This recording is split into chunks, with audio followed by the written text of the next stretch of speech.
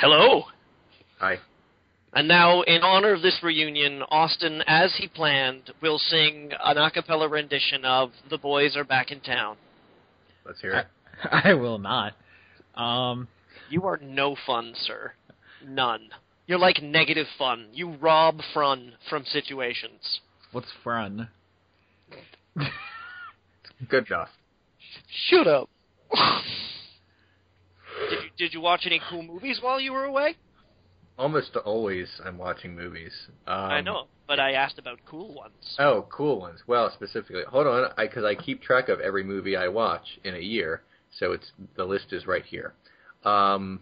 Most recent movies I watched. I rewatched American Psycho because I had to do a thing on it. I saw the episode. Okay. My wife made me, not made me, like she put a gun to my head. She requested that I sit down and watch Black Dynamite because she was surprised I had not seen it, and it was good. I really, really liked Black Dynamite. It was a lot of fun, and because I'm doing, not now, but in a while I'm doing something about Disney. I have to catch up on Disney movies that I didn't see, like Lilo and Stitch and Hercules. So I just watched those two. I heard you were talking shit about Lilo and Stitch. I don't like it. I mean, it's not even going to come up in the thing I'm doing about it. But yeah, I did not care for it. I didn't hate it. You know, it's not like I was just like seething and like boiling while watching. Like I can't believe. No, I mean there were parts that were okay, but I just felt like there was no primary antagonist. And in a movie, in a sort of a simplistic movie where you're basically watching a sort of, modern Disney fairy tale kind of movie, I feel like there's a formula and certain standards. I'm not saying every movie has to be the same, but there exists things that work for Disney and for things that are simplistic. Was Lilo and Stitch the one about the little alien and the Hawaiian girl? Yeah. And I could not determine who I'm supposed to be rooting against in this. So there was no, like, E.T. government... Here's the thing. I mean, to summarize the movie very quickly and explain why it's a rudderless mess, Stitch escaped. Stitch is made in a lab, and people think he's dangerous, so he escapes to Earth, and this government official... sends two guys after them. One is played by one of the kids in the hall, and the other is played by some guy who does a German accent. And it turns out the guy who made him with the German accent is not really a bad guy. He's just he's a scientist, and he maybe isn't that moral, but he's not really a bad guy. He's lonely. Yeah, and then the other guy, played by, I believe, Kevin McDonald, is fine. He's a perfectly nice guy. They just have to capture him. But he's not really there. We're not supposed to hate these guys. And the big boss, that's shaped like a sort of alien shark monster,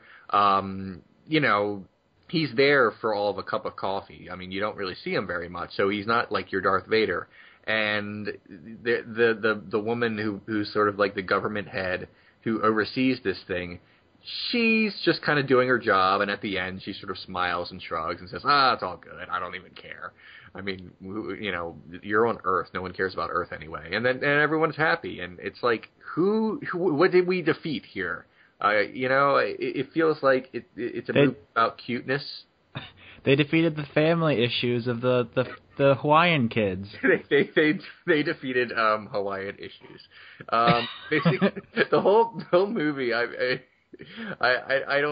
don't know what to make of this movie. All I remember from the movie is sitting and watching four Hawaiian girls do the hula and one white girl do the hula, and me saying, "Oh, you can't do this shit at all," and just she was like a complete bitch. This like 8-year-old girl. She's the antagonist. She's the only irredeemable character. The brief 8-year-old girl who doesn't like Lilo. She's a white devil, and I think that's it. I think that's the only real antagonist in the movie. But she's in there less than the giant shark monster alien.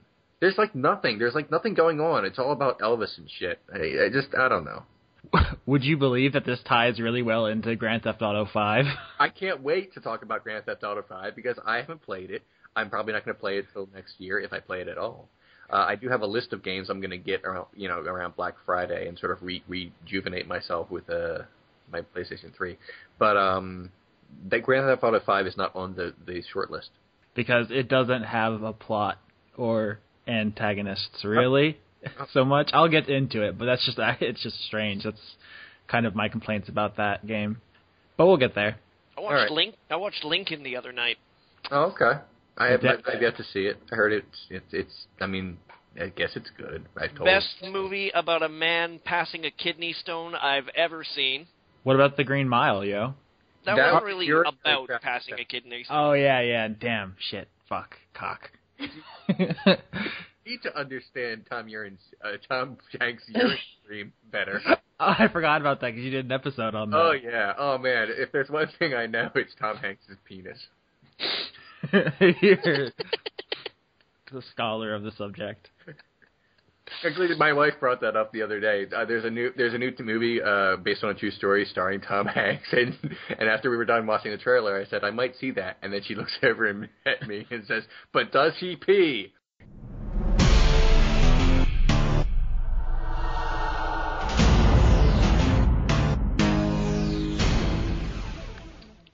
Ladies and gentlemen, welcome to another heart-wrenching episode of Parasite Pals. That's right, the podcast about parasites.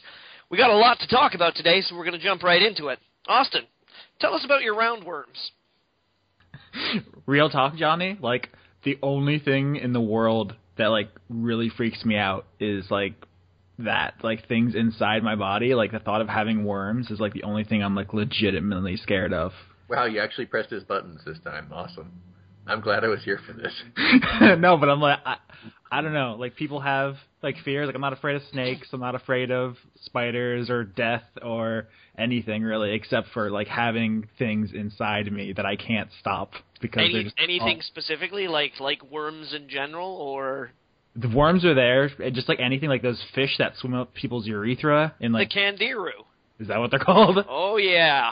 I just don't want anything going inside me where I can't get it. Like, if it's outside, I'll fight it. I don't care. Like, like if it's a rhino or an elephant, like, I'll go get a gun or, you know, I'll run. But if it's in you, what are you going to do? That's just, like, really upsetting to me. How do you handle that? You take medication? I guess. Get surgery. Actually, I would be way more afraid of a rhino because, I mean, the rhino is going to gore me. I mean, that's it. But I trust medical science to do a pretty good job of curing me once it's inside.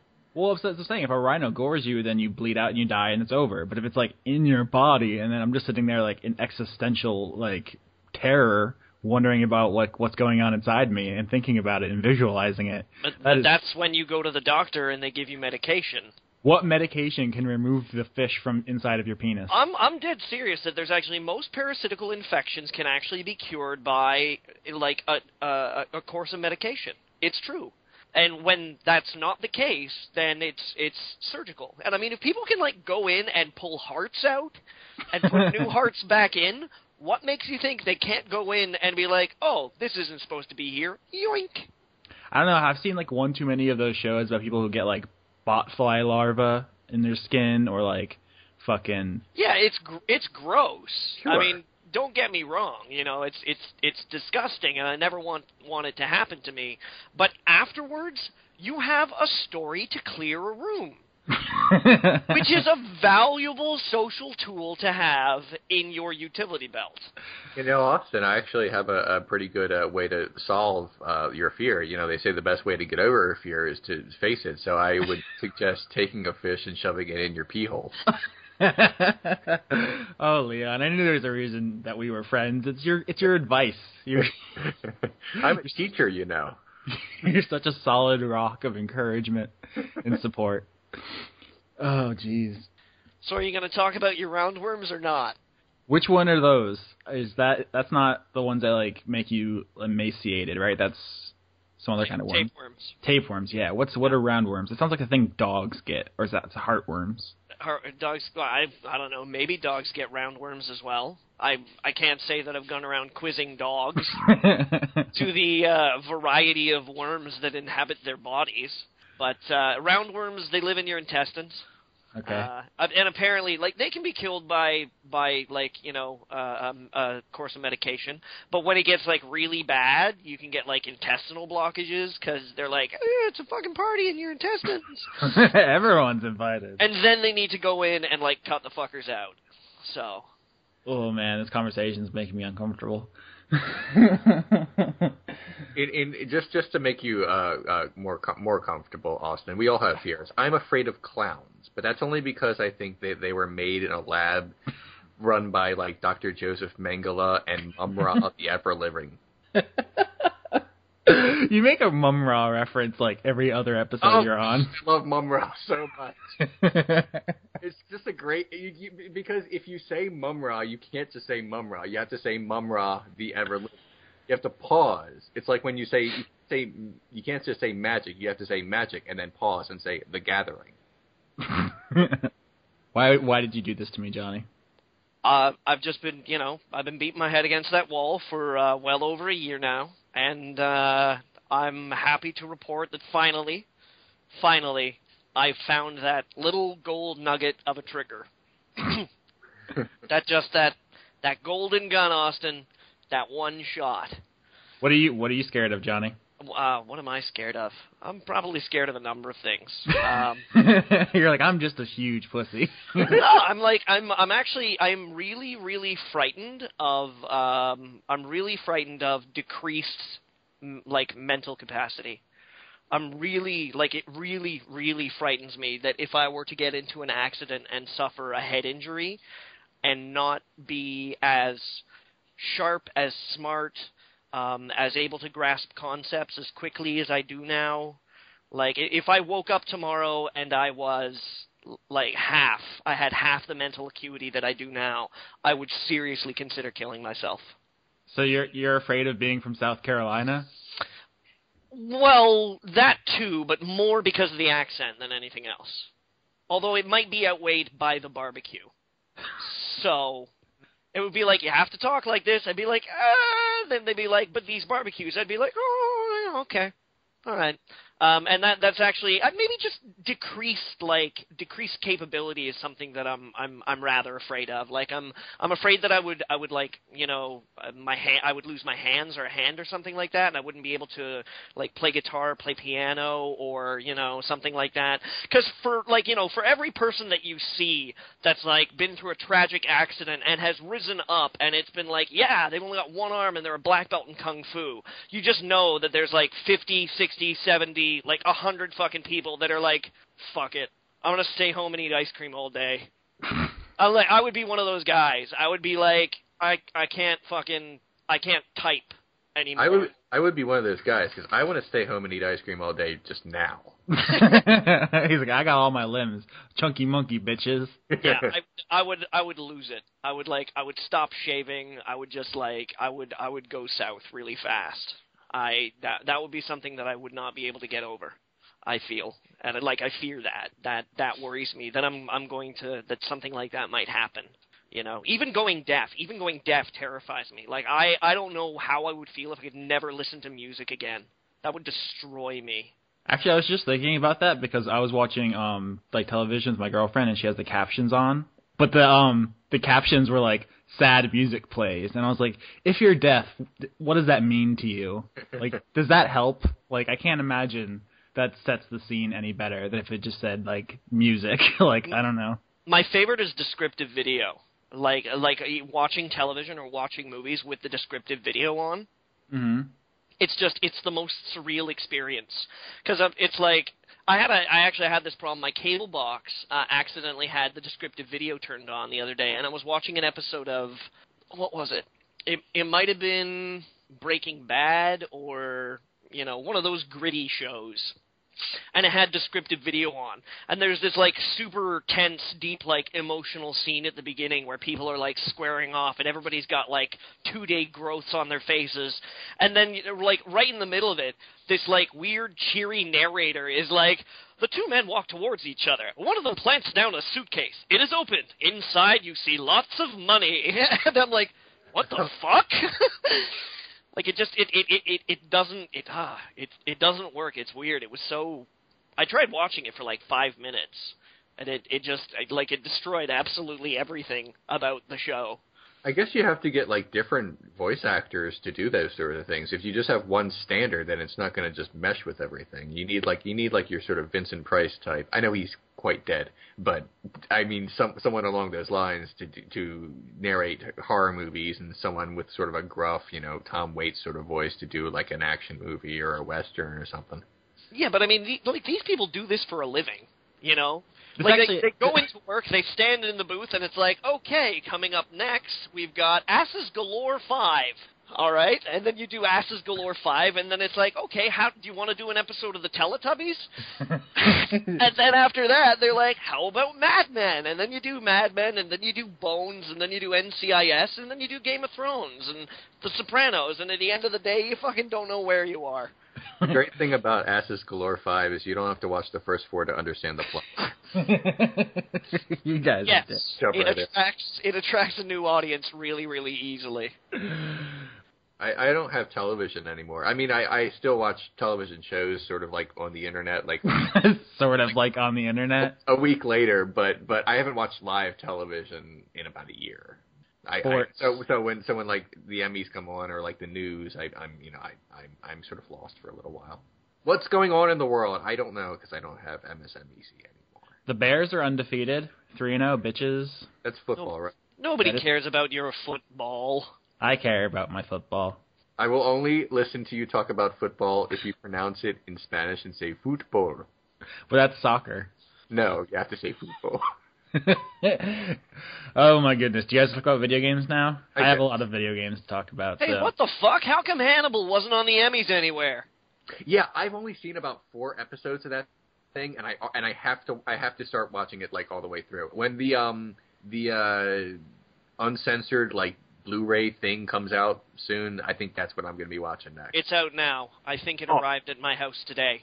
Okay, well I'm going to have to sit down with the wife and watch that because she raved about it and showed me like 3 episodes, and I'm like, holy shit, Gillian Anderson is in this. Yep. What has she been doing, and why is she blonde? I don't know, but for those uninformed, Hannibal is amazing. I haven't seen it yet. Yeah, Scott Thompson from Kids in the Hall is in this. This is the second time I've talked about Kids in the Hall on this episode. But Scott Thompson is on this show as he's like works in forensics or some shit. It's like the guest stars on this thing, like Eddie Izzard. It's just like insane. Yeah, it's really good. Yeah, I liked it. The only Kids in the Hall sketch I remember is the I'm crushing your head.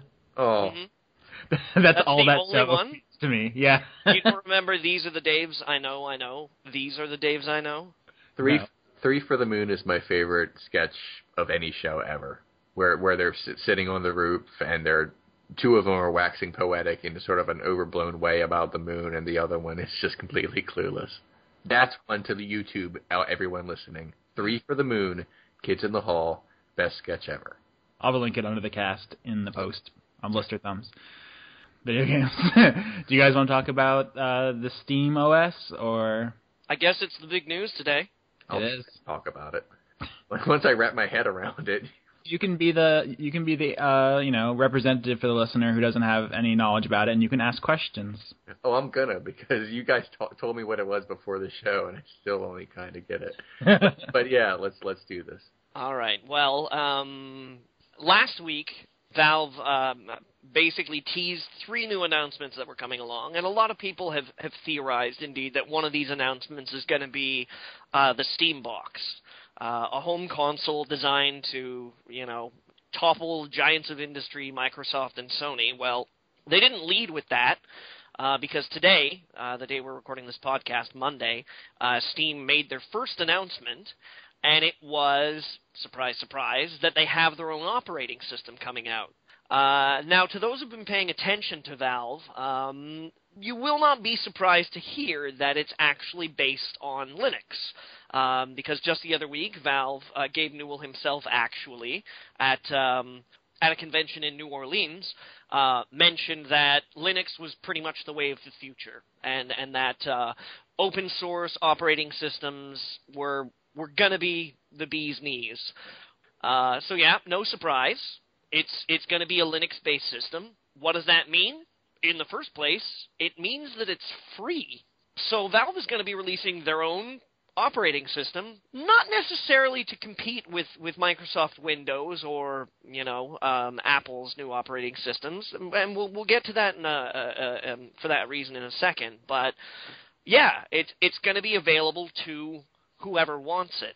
Now, the reason why it may not necessarily be a competitor to more complete, fully rounded operating systems like Microsoft Windows is the language that Valve is choosing has chosen when announcing this OS is very, very particular. And I'm just going to quote something right off the top here, where they say, SteamOS combines the rock-solid architecture of Linux with a gaming experience built for the big screen.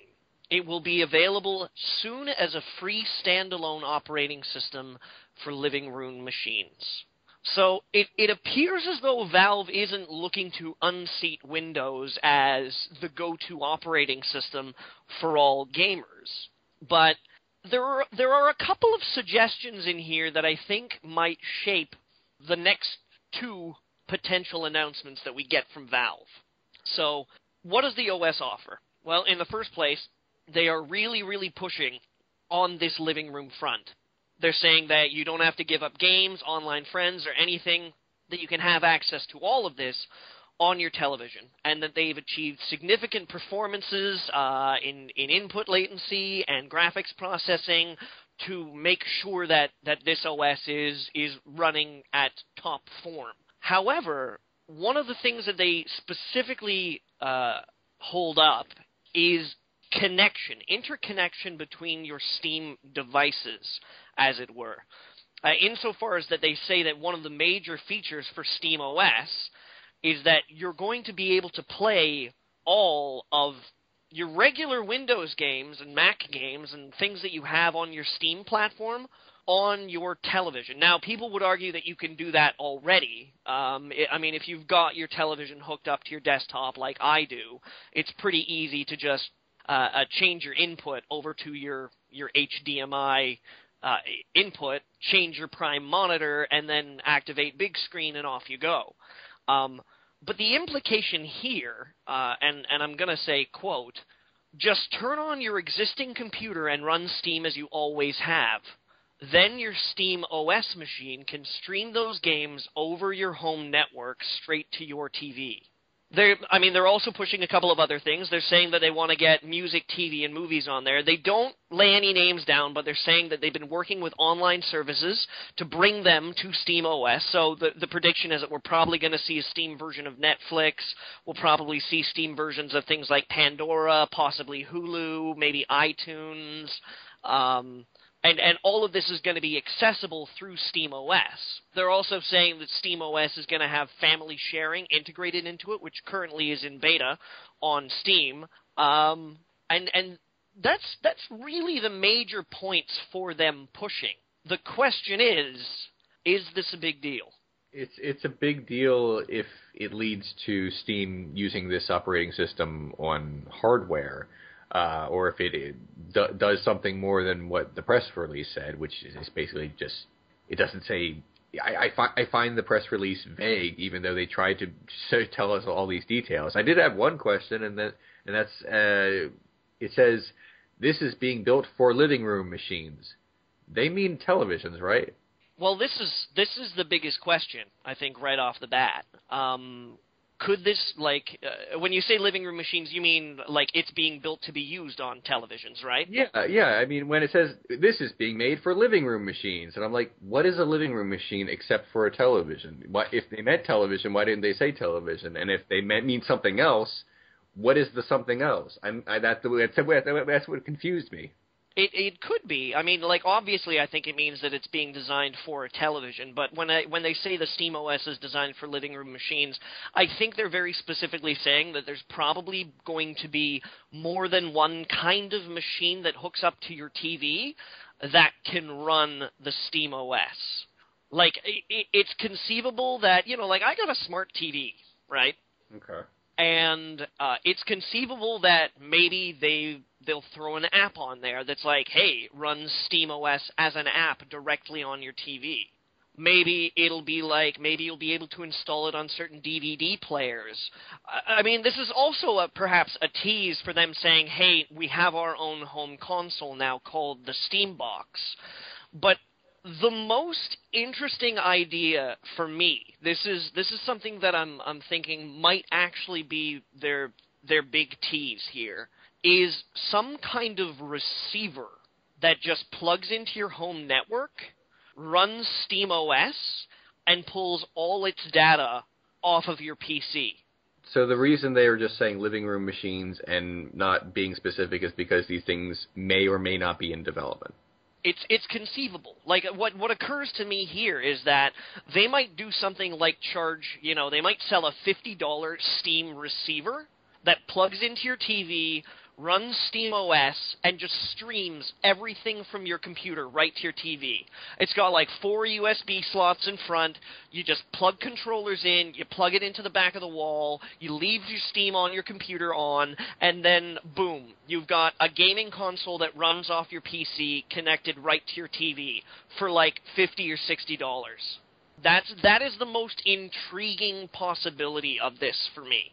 Because even though it means that you still have a gaming PC, or you have a PC that runs games, pretty much at any point in time you can just up and move to the couch without having to change the fact. Because one of the things that having my computer hooked up to my television is that if I want to use my computer for anything else other than playing a game on it or doing one other thing, I can't really do that.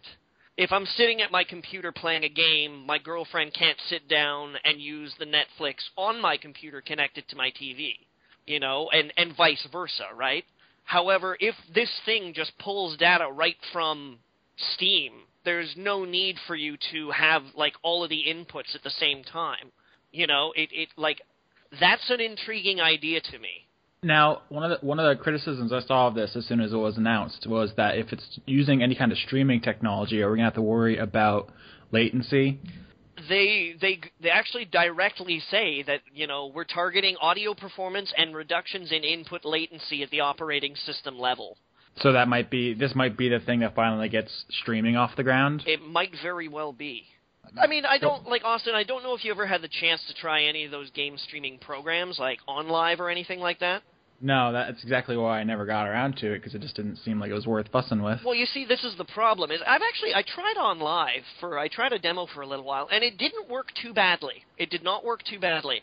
But the problem is that you are inevitably, you're reaching your connection across the internet and streaming like that. We're talking about an in-house connection here. We're talking about streaming to the next room, which is way different. It's a way different experience. I mean, we all have wireless, right? Even I do. And I'm like a technological dinosaur. So that conceivably is what they're talking about. And you can get some, and maybe even it even has a wired connection. Maybe you can plug it, right into your, fucking internet, and it just, or into your fucking router or something like that, and it just uses that. It might be that easy. It's neat. The thing is that we obviously don't know enough about this and what this is going to mean until we get more details. But conceivably, this news, it could be huge. Well, it's a bit of news that creates a lot of possibilities, just nothing concrete yet. I mean, maybe we won't even have to wait that long because, like you said, they have a series of announcements coming soon. Yeah, I mean, it might be as simple as waiting a couple of days. Yeah.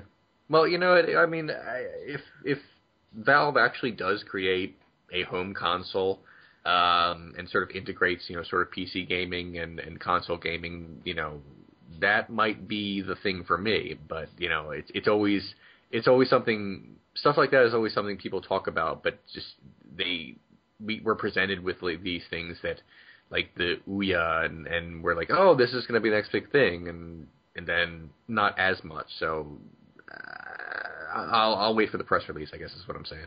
Was the Ouya a thing? I know that it was made, but then everyone said or something. The Ouya is a massive clusterfuck right now. That's what I heard. It's the best Super Nintendo anybody's ever bought. Yeah, even the most popular game on the Ouya store has only sold like 100 copies. It's everyone who has one uses it more or less solely for emulation, which is not it's not sustainable. Especially since you can kind of sort of do that on PC already. Yeah. Not that I ever do that all the time. Leon. No, I'm not right. Okay. All right. So we talked. Austin. Yes, that's me. I'm asking you, what do you think about the potential for either? As someone who has like a gaming PC, mm-hmm. if Steam is like, hey, buy this $50 thing and plug it into your TV and look at it's like a Steam console that streams, would that be something you'd be interested in? Yeah, why not? I mean, we talked about last week about how Linux isn't going to save the day, but it could help power the thing that does save the day. And if they're going to release a Steam box or some kind of receiver or something that lets me play my Steam library on a couch, then yeah, fuck it, I'm in. Why not? And I mean, we should also like take note as well that this doesn't mean that you have to buy a Steam box to or like if they have a console or receiver or whatever it is, you won't have to buy it in order to use Steam OS. Like, presumably, if you have something that can install it, that's, like, network fucking capable, it should be, like, you should be able to run it. And, I mean, there's a lot of possibility in that as well. And the fact that it's free, I mean, what the fuck? Like, does this mean that Valve might step into actually making, like, an operating system that's not just for your widescreen TV? I mean, we talked about this last week, how the operating system market is Microsoft's to lose, and they are doing so at this point. I wouldn't be surprised if Steam became its own separate, like, thing, its platform. It became the thing people developed for specifically. If it, I don't think it's going to happen overnight, but Valve has made weirder things catch on. Fucking Team Fortress hats is a thing. Steam trading cards. That still fucking amazes me. Yeah. If anyone can do it, I guess is the thing I'm trying to say. They're the ones who are going to do it. Yeah, probably. So, tentative optimism? Yeah. I think I want to see what their next two announcements are. Although I'm kind of tempted, just for shits and giggles, when SteamOS comes out, to just install it as an alternative and fuck around with it and just be like, oh, this is neat. Do we have any guesses about the last two announcements? Because everyone's saying Steambox, Half-Life 3. I think the next two announcements are, one of them is definitely going to be the Steambox. I think the second one might be the receiver idea. Because I was just thinking, if you wanted to push SteamOS, you make Half-Life 3 SteamOS exclusive. That's a game changer. Holy shit, son! Don't even talk like that. Can you picture it, Johnny? Now I'm looking at this little glowing sphere orb logo that they've been using, and I'm picking threes out of it. I'm like, oh my god, that looks like a 3. Oh no! Yeah, no, that would be the way to win it. You announce on the same day Half-Life 3, Left 4 Dead 3, and Portal 3, all exclusive for the Steam box, Steam OS. Yeah. Get on board or get the fuck out, everybody. And then you know what you do? Immediately right then and there, you go into the Steam metrics and you take a screenshot of that list of, like, all the people that are using certain operating systems. And then when Half-Life 3 launches, you go back and then you take a picture of all those people that have moved to Steam OS. If you really wanted to do it, I would almost be worth it just to see the reaction. I can't imagine that we'd survive that kind of backlash. You know what? Microsoft would. I don't know what they would be doing. They would. That would be trouble. That would be some serious fucking trouble. It's not going to be that interesting, though.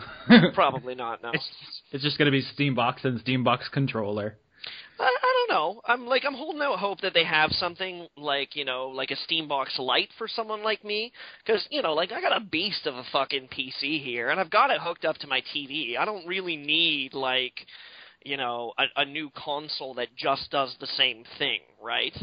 Yeah. So I don't need to spend like $300, $200, $400 or something like that on a little PC just so if my girlfriend wants to fuck around on eBay or something like that, I can play whatever on the TV. Like that's not something that would appeal to me. But if it was like I am legitimately excited about the possibility that if there was this like little $50, $60 box or something that was like, yeah, you know, just like hook it right up and you can play all your games, because that would fucking free up my USB ports from my controllers. You know, like it would just be like, oh, cool, less rigmarole, which is something that there's already too much of in my life. Rigmarole. You just wanted to say rigmarole. I can't say that I didn't. You can't tell right now, but I'm sort of shrugging impotently. Aww. So, there you go. That's what I'm doing right now. Yeah, but you like Atlas games, don't you, Leon? Actually, oh yeah, because Catherine. Oh yeah, I was going to say, like, you guys don't even want to talk about this story because Leon doesn't like Persona. I don't think he's played Trauma Center or Etrian Odyssey. Yeah, that's pretty much all of Atlas owns. Yes, but Catherine. Oh yeah, that's true. I didn't know that Atlas did Trauma Center. I love the Trauma Center games. They're hilarious. I think I have one. Well, I don't. I sort of got it in the marriage, but it's it was the dowry. It's there somewhere in itself. I've yet to play it though. So yeah, Sega bought Atlas for I guess the equivalent of $140 million. Which isn't that much when you think that Rockstar made over $1 billion in a weekend. So as soon as you said 140 million, I mean I know about the story, but I didn't know about the numbers. That does seem low for a big ass video game company. Maybe I don't understand. Atlas is much smaller than you think it is. Yeah, they're not anywhere near like Square Enix or Namco Bandai. I didn't think they were like Capcom or anything. But well, Capcom's fucking destitute right now. Capcom has problems right now. I'm aware, but it's still a, you know, I'm using finger quotes here, a giant in the industry. I know Atlas is not. Oh, I remember another Atlas game I like 3D Game Heroes. There, that's my other contribution to this. Oh yeah, they published that. I'm trying to who developed that. That was You never finished 3D Game Heroes, did you? I don't finish a lot of games, dude. I play a lot of games, but sometimes I'm like, forget it, and you know when I'm like 90% through, and I remember the Silent Hill days. Yeah, I played Silent Hill for a while, and I'm sure I wasn't even that far into it. I'm still sort of being asked to play Silent Hill 2 a lot. Oh yeah, okay. Silicon developed 3D Game Heroes. They're also made Bravely Default, the upcoming Square Enix 3DS RPG. So that's that company. Sega bought Atlas, guys. Me and Sean did a show on it. Our basic conclusion was that as long as Atlas continues to be successful in North America, Sega doesn't have any reason to interfere with them. They were purchased for the explicit purpose of making sure that they could retain a foothold with English speakers, because Sega has had increasing difficulty doing that over the last generation because Sonic's been falling off and blah, blah, blah. Been falling off? I think it fell off a cliff a long time ago. Maybe I'm wrong. I would agree there are those who would disagree, because I mean Sonic has slightly regained its footing with Colors and Generation. Okay. So there's room for argument there, but certainly in Europe Sega was struggling, and in North America they could be doing better. That's why they picked up Relic from the THQ auction, and now they picked up Atlas. They're strengthening their portfolio. I guess the problem is people worry about Sega's localization track record, and there's always the fear that they will stop bringing things over. So I have wonderful news for people that are concerned about the Atlas situation, about Sega buying. For those of you concerned that Sega is going to mess around in Atlas's soup, don't worry about it. All of this was a huge, huge concern back in the mid-2000s when Sega announced that they were buying Creative Assembly. Creative Assembly, famous for the Total War games, which were critically acclaimed, like absolutely wonderful, fun to play, expansive, buggy as shit. After they got bought out in 2005, even as evidence from the release of Rome 2 right now, they are releasing absolutely expansive, totally amazing, huge in scope, complete style strategy games that are buggy as shit. So yeah, it's pretty much par for the course. And, yeah, so don't worry, Atlas is probably going to be fine. Yeah, I mean, no publisher's ever bought a studio, then subsequently seen the quality of their work drop dramatically, BioWare. Well, let's be honest here. Electronic Arts has a very specific history of mucking around in their developers. And by mucking around, I mean subsequently closing. Yeah, did you hear about, what was it, was it the Burnout Studio that sounded like 15 employees? Yeah. And I mean, not even that, but like, Pandemic was old Electronic Arts. They got Deep Sixed. There were more. Yeah, there was the company that made, I want to say Medal of Honor, but it might have been Army of Two. Yeah, it was Army of Two guys. I think they got the axe. Oh, fuck. I'm forgetting the old ones, like Bullfrog and Origin. Like, fucking Origin, man. You closed down the company that, Richard Garriott and Chris Roberts belonged to, because you were like, oh, nobody's interested in spaceflight games. Yeah, to the tune of $18 million donated Electronic Arts. Go fuck yourself. The wrong Origin died.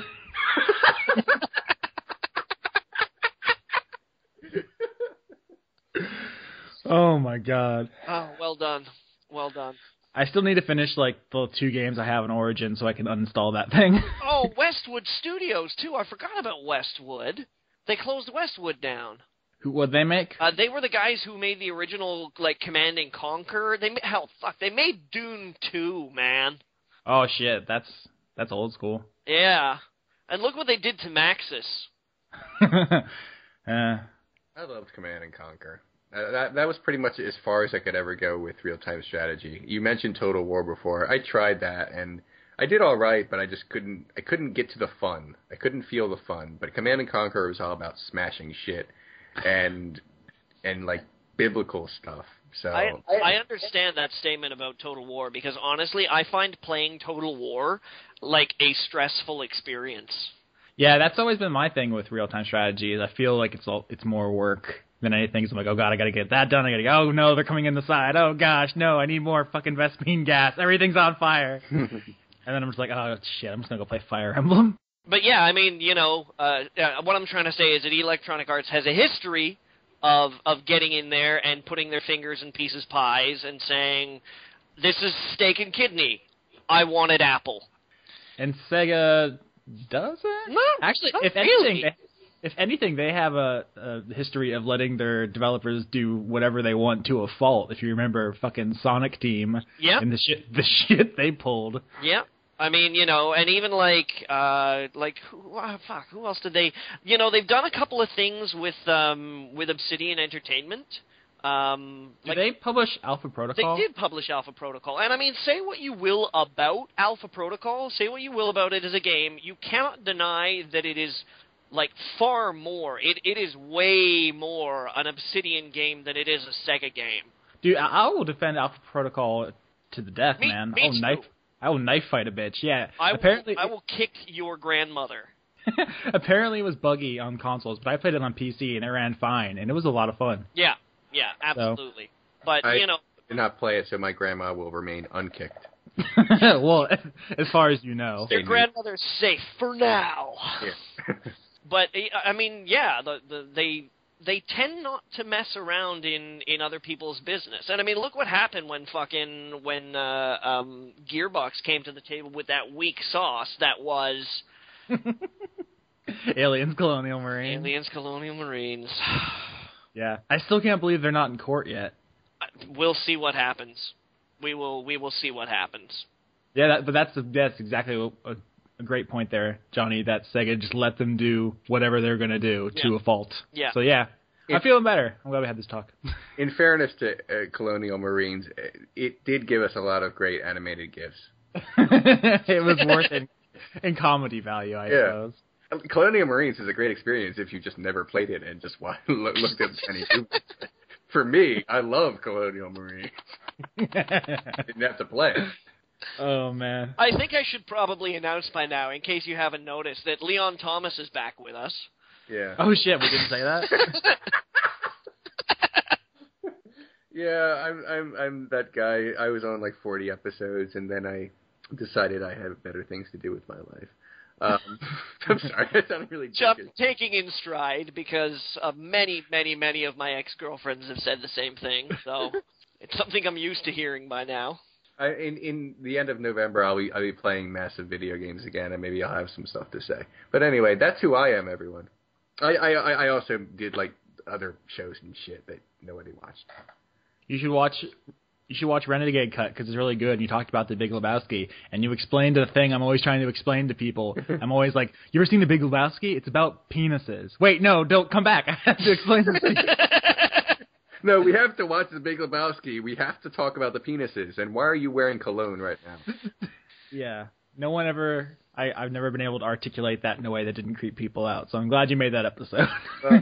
My show is so just desert dry to the point that I can say almost anything and just speak it in my low monotone voice. And no matter what I say, it sounds sensible instead of completely stupid.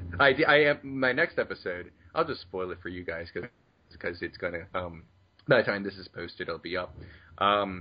It's about whether or not the droids in Star Wars are slaves, and it sounds silly, but I think I'm gonna make it work.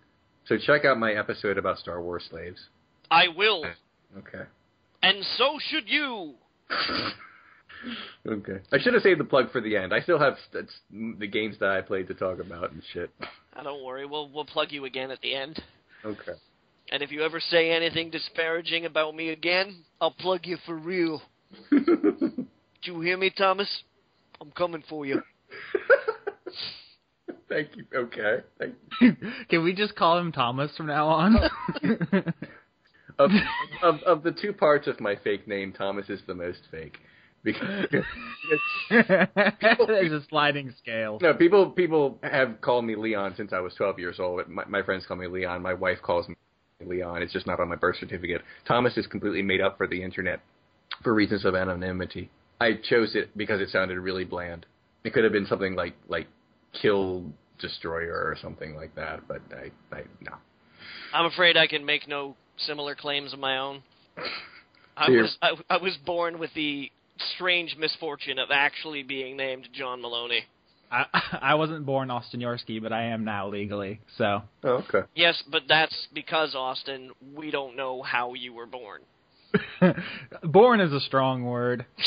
Left on a doorstep, perhaps. Congealed, perhaps. But I am happy, actually, because there is an Irish drinking song out there called Maloney Wants a Drink. All right. Which is great. The chorus being, "Come kiss me, love, and miss me, love, and cry a bitter tear. My loving you'll remember now for many, many years. Be happy, love, be satisfied. I left you in the pink. There's many a man may want a bride. Maloney wants a drink."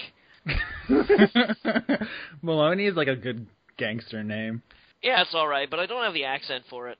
And I don't want to be one of those, like, North American guys that's like, I'm Irish, you know? Like, a couple of months ago, I had, like, an Irish guy, like, an actual Irish, like, a Dublin guy come and, like, you know, train at work with me. And he was kind of amazed by the fact that I was sort of cross-cultural in the sense that both my parents are British expats. My mother's Scottish, my father's from Liverpool. And so there's a lot of culture that I grew up with, and just language and slang and things like that I know and I observe and I say that aren't distinctly North American. So he was always kind of amazed at that, and he's like, "Fuck, man, you're more Irish than I am." And I'm like, "No, I don't, like, I'm not that guy. I don't want to be that guy that's like, my name is Maloney, I'm Irish." I'm like, "No, I'm fucking Canadian. I know what I am." I feel like you're allowed to say you're Irish if you live in Boston, but beyond that, it's you just, I don't know. We're American. I can't really speak for Canadians, but Americans are mostly just a lot of things. That, you know, there's very few people who says I'm completely 100% this, and there's never been any mix or discrepancy there. Yeah, but I mean, you're all American now. Yeah. That's the thing, is that I don't know if you've ever heard the LCD Sound System song "North American Scum," but it's. I'm not, but I'd like to. It's the song where he's basically like, you know, there are those of you who still think we're from England. We're not. No. Like it's America's become its own culture, like North America. There are small differences between Canada and America, but it's like we are our own culture now, and we kind of have to learn to accept that. And just because you feel like it's a culture that you don't necessarily want to belong to, or even if it is fucking St. Patrick's Day, that doesn't make you fucking Irish. It means that way back when my family was from, but like let's not have an identity crisis here, people. You're American, I'm Canadian, we are recognizable. There's that American smell, there's that there's that fucking Canadian stain. I'm sorry. What is, we have an American smell? I'm just saying is that there are distinct things about the culture that are unremovable. It doesn't matter how much you're like, oh, way back when I'm Irish. If you'd like, it can be that Canadian smell and that American stain. No, I wasn't offended in the slightest. I was just wondering what it was. What our country smells. It smells like freedom. All right. Yeah. And maybe instant noodles. Okay. When I lived in other countries, it really made me appreciate America more. Not that the other countries were like crap holes or anything. They were actually pretty cool and treated me really well. But when I got over and lived in other countries, I'm like, wow, I'm so American. I didn't even realize how much I am part of the culture that I mean, when you're young, you're like, man, this country sucks because stuff, and you kind of get like indignant about it. And maybe there still are parts of my country that do in fact suck, but I've learned to sort of unironically love my country, as opposed to sort of like jokingly love it. I just love this place. It's just filthy. I really like it. I'm going to be honest, I don't want anybody to take, my talk about, like, America being America, and even saying, like, that American smell. I fucking love America. I do. Like, as a Canadian, I love America. And it was a big thing when I was a teenager and when I was young to be like, oh, fucking America, they think they're all that, throwing their weight around, they're so fat, they watch stupid TV. And as I get older, I'm like, holy fuck, everybody's fat and everybody watches stupid TV. America's actually kind of awesome. Our stupid TV is so good. God, I'm watching so many bad reality shows right now, and each one is more awesome than the last. Because they're just so preposterous. So yeah, not hating on America, just want to throw that out there. I mean, America's a cool thing. I love to visit. I would probably even enjoy living in America if you guys had a more civilized health insurance system, and I had more faith in your education system. I live in it, though. Yeah, not to disparage your integrity as a teacher, Leon. But no. Believe me, I'm right there with you. Yeah. So there are a number of things about America. I love your electoral system way better than I love Canada's. I would make a comparison, but I have no idea how you guys even elect your dudes, because there's like technically a queen or some shit that you still have to like kind of sort of recognize that. No, not really. Well, the queen is technically I'm dead serious. Well, the queen is technically the head of the monarchy at this point in time. The end of Canada's government stops with a position known as the Governor General. Although the Governor General has become a largely ceremonial position these days, so they don't actually interfere in government. The only time where they're called upon to voice their opinion on things is to do things like break ties in Parliament, which almost never happens. But the short version of the Canadian electoral system is you vote for a local representative. That local representative then is usually part of a larger party. The largest party at the end of the election is considered the leading party. The leader of that party is the prime minister.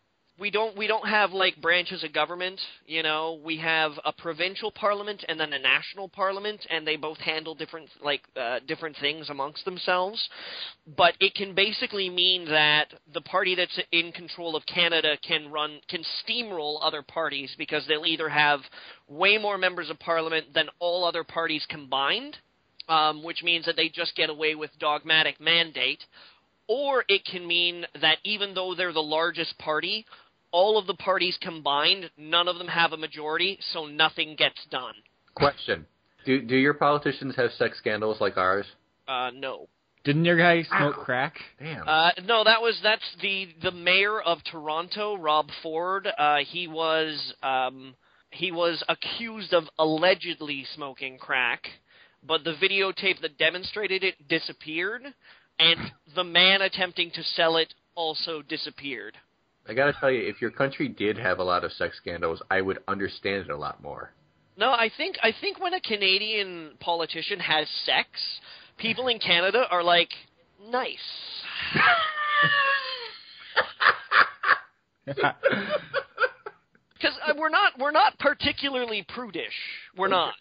We have a streak of Puritan crap that still runs through our country, so. There you go. A short social civics course in Canada. Politics are fucked up, and sex, nice. The VT Cultural Podcast. Yeah. Actually, that reminds me. Did you guys see on the last episode? I tried to comment on all of our podcasts, but I've been really busy this week. I'm trying to think where it was. I guess it was Solidus Snake commented that the BT podcast, we spend every episode complaining about misogyny and racism, but we're all just white male guys who talk like terrible shit. We have tried to bring other people on this podcast. Understand that you got to be pretty, like ashamed of yourself, or just generally beaten down by the world to want to appear on this podcast. We have approached people before and been like, hey, how would you feel about coming on to the BT podcast? And then they stop talking to us. It's like outside of roller coasters, there's that sign, you must be this tall to ride. The BT podcast has one. It's like, you must be this hopeless to listen or to be on it. Yeah, no, the listeners aren't hopeless. You guys are kind of vicariously enjoying our shame. But yeah. I'm not sure I have any shame left. Well, Austin, we're living it. That's how I'm living. Okay. Did you guys want to talk about what you played? Did anybody play any games? I would be happy to go first, just so I know I get it in before my artificially created time limit runs out. Is that what she said? What? You think she has to get? You said I want to get it. I forgot the first thing that I said. Okay, that wasn't that bad of a. In retrospect, it was fine. Okay, Leon. So I can actually make this kind of brief, because most of the games I played were just games I played before and talked about before, like Animal Crossing City Folk and Legend of Zelda Skyward Sword. I mean, I talked about that last time. And I played a bit more Monday Night Combat, which I've also talked about. But the one game that I played that I recently that I've never talked with you guys about and would like to share now was Metal Gear Solid 3. And what happened was, rented it, the HD collection thing that has like 3 and 2. I decided to start with 3 because I was confused by the chronology. And so you found the perfect place to jump right in then, didn't you? I found the timeline, and according to the timeline of the 4, 3 is the earliest chronologically, but not in the way order you should watch it. It's like episode 1, but you're not supposed to watch it first. Yeah. Or at all, for that matter. Okay, but I decided to play 3. And I jumped in, and like right away I was like, wow, I'm really into this story. Like already, this extremely long cutscene is actually drawing me in really well. I like that they're incorporating a lot of history, but also going into like sort of like slightly alternate timeline stuff to tell what kind of story they want to tell. And it's just, I felt like they were creating like a real world for me to play in, and sort of wrap my head around. And I'm into that. I like games that are just like high concept, heavy story stuff. And then the gameplay started, and I hated it. So I don't like this game. I can't shoot anyone well. Austin, are you going to stand for that? It's like I can't even aim and shoot well, and I'm pretty good at that kind of thing. And I'm hiding a lot, which is fine for a second, but then I'm just hiding and sitting there. And I hate the camera. And well, first of all, I'm curious. I'm curious about the HD remake because when I first started playing Metal Gear Solid 3 actually as well, I made a comment to Austin similarly where I was like, wow, the game that they wanted to make and the camera that they created is fucking terrible. Is this is the HD remake, does it play top down or is it like 3/4 behind the person? I don't even know. It's kind of 3/4 behind the person, but it keeps jumping around on me or some shit, and I can't seem to figure out what I'm doing. I don't know what it is. Maybe I'm just. I mean, just about every other game that has a camera in it in a 3D game, you can move it around pretty easily. And maybe this was it's old technology game trying to update but didn't quite make it. Maybe I'm just shit at it, but I just couldn't. There was no feel to it. I couldn't get into a groove playing this game. And I know. I bet if I spent a lot more time with it, like hours and hours and days on it, I would just totally get used to it. I'm like, yeah, now I like this game. I'm snapping necks and shit.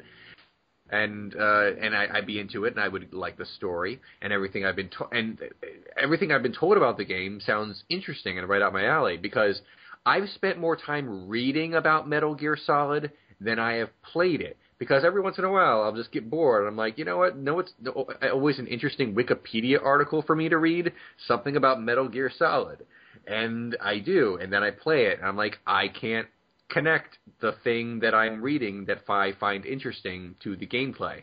What's the most disgusting thing that you've eaten so far? I haven't gotten that far, man. I rage quit. You don't understand. I didn't get like, oh, I ate a snake, I think. But or something. I ate some sort of reptile or amphibian that I found in the jungle.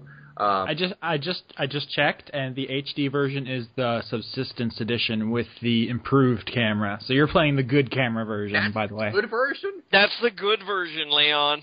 Is the bad version like the camera's stuck in like super glue and you have to kind of like drag it around? It's top down.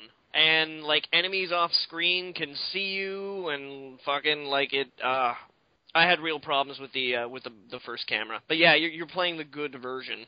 Okay, well, so-called good version. But anyway, my point is, I bet if I had a lot of extra time on my hands, and I really sat down and I, like read it like a fucking instruction manual, and figured out exactly what to do and how to do it, and I might be able to get into this thing. But I realized while playing this game that due to time constraints and my own sort of irritability these days, I don't want to play games like that. I need to pick up and play games. That's sort of where I am. I wasn't always like that. I love puzzle games that take me a lot of time to figure out. I love JRPGs that take me 50 hours to defeat, which for me is like 3 months. But where I am right now, I just want to crush shit. And Metal Gear Solid 3 doesn't satisfy that need for me right now. I'm not saying I'll never play another Metal Gear Solid game, because again, it just seems like something I would want to play, but it's just not the game for me right now. So when I go and buy some new games, super cheap, this coming Black Friday, it's going to be stuff like Bayonetta and the God of War Origin collection that I've been meaning to play, and like a couple other things, just stuff where I'm just breaking lots of skulls very quickly and not hiding. You haven't played Bayonetta yet? No, and I really want to, because it seems like something I would enjoy. That genuinely enjoy, and not something I should enjoy but don't, like Metal Gear Solid. It just seems like something I'm going to pick up and just start mashing shit, and like the world will explode. I'm looking forward to that. I'm going to play Spec Ops: The Line, because although I don't play a lot of first-person shooters, what little experience I had with them was usually good, and things like that. So that's where I am as a gamer, and that's why I did not like Metal Gear Solid 3 HD sub whatever remake thing. I was thinking about this earlier because I wrote an article about The World Ends With You, which is a game that has a very unconventional control scheme, and it's one of the only games of this generation that I would consider like a 10 out of 10. Another one is Kid Icarus, which is also marred by a pretty crazy control scheme. That brings me to Metal Gear Solid, which is something I think, especially 3, is like pretty damn exceptional, but a little hard to get into.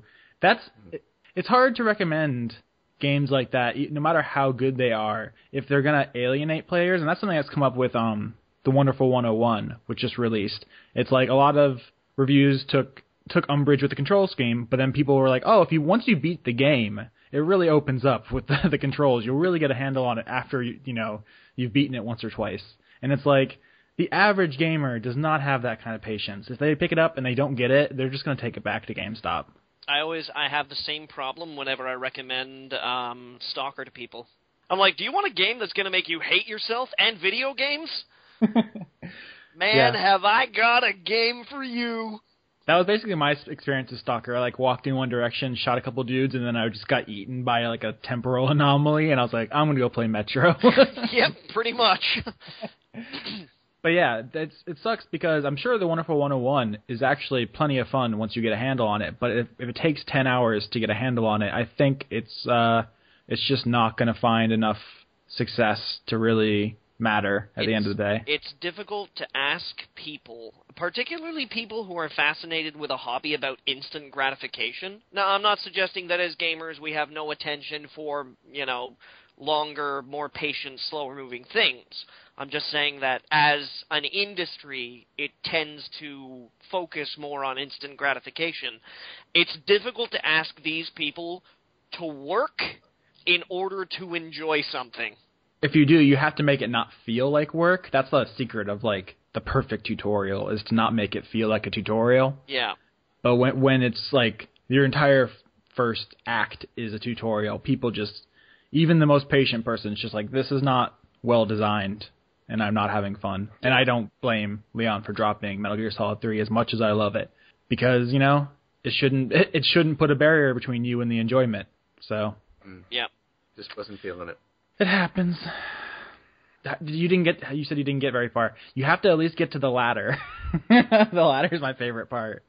Tell me about the ladder. I can't remember if I've even got that far. It's just a couple hours in, I think. There's a part where you just get to this ladder, and it takes 4 minutes to climb it. It's just this ladder to fucking Mount Olympus. It's just one ladder, and it plays an entire song during it. It's great. I think I was done with that shit before I reached that. I mean, if I actually got to the ladder, that would be enough for me not only to rage quit, but to throw the controller for the first time in my life. I don't actually get, when I say I rage quit, I didn't just stand up and say fuck this. I meant I just sort of sighed in a sort of very somber way and set the controller down and pressed power. But yeah, that would actually make me roll my eyes a bit. It's really funny though. I like it. Metal Gear has the best sense of humor. I was told that my wife loves these games. That's why we had it. And I was told that there is something very cool. Apparently in 3, you get to a river at some point, and if you haven't killed very many people, you'll see almost nothing. But if you've killed tons of people, you see a swarm of ghosts or something. Yeah, it's the boss fight against the Sorrow, where you have to face all of the ghosts of the people you've killed up to that point. That's actually pretty good. There's a lot of really cool shit in 3. That's why it's the attention to detail in 3 that makes it the best one, I think. There's just so many little things that you would never think to do. The one that I always bring up is the boss fight against the End, who's a really old guy.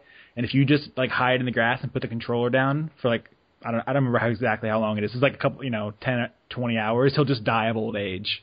I actually have heard that too, and that sounds like the cheapest move ever, but something I would love to try. You would never think of it. It's not even a game-breaking exploit. It's just something that Kojima was that would be funny, so I'm going to do it. It's just the above and beyond madman way he approaches games that make them so special to me, at least. He's certainly a unique voice. Yeah, I assume someone found that exploit by just setting the controller down and completely forgetting to press pause at some point, and then all of a sudden it was all over the internet. Yeah, there's also one part where you come over a hill and there's some other villains down at the bottom talking, and you can take out your sniper rifle and just kill them there. You're supposed to just listen, eavesdrop on their plan. They walk away. You fight them later. but I don't remember which one it is, but you can just kill one of them right there. And it's just like, that is something that would break most games. But the fact that he accounted for it is so fucking cool. Imagine if you could do that in the 2013 Tomb Raider. It'd be over an hour in. Yeah. Or Call of Duty 2. Basically any first-person shooter, because every first-person shooter has a bad guy that you only ever get to meet in cutscenes and QuickTime events, so you can't do that. Sorry, I should clarify Call of Duty Modern Warfare 2. Oh. Not the World War II one? No, not the World War II one, because you're not like, hey, Hitler, are we always going to be friends?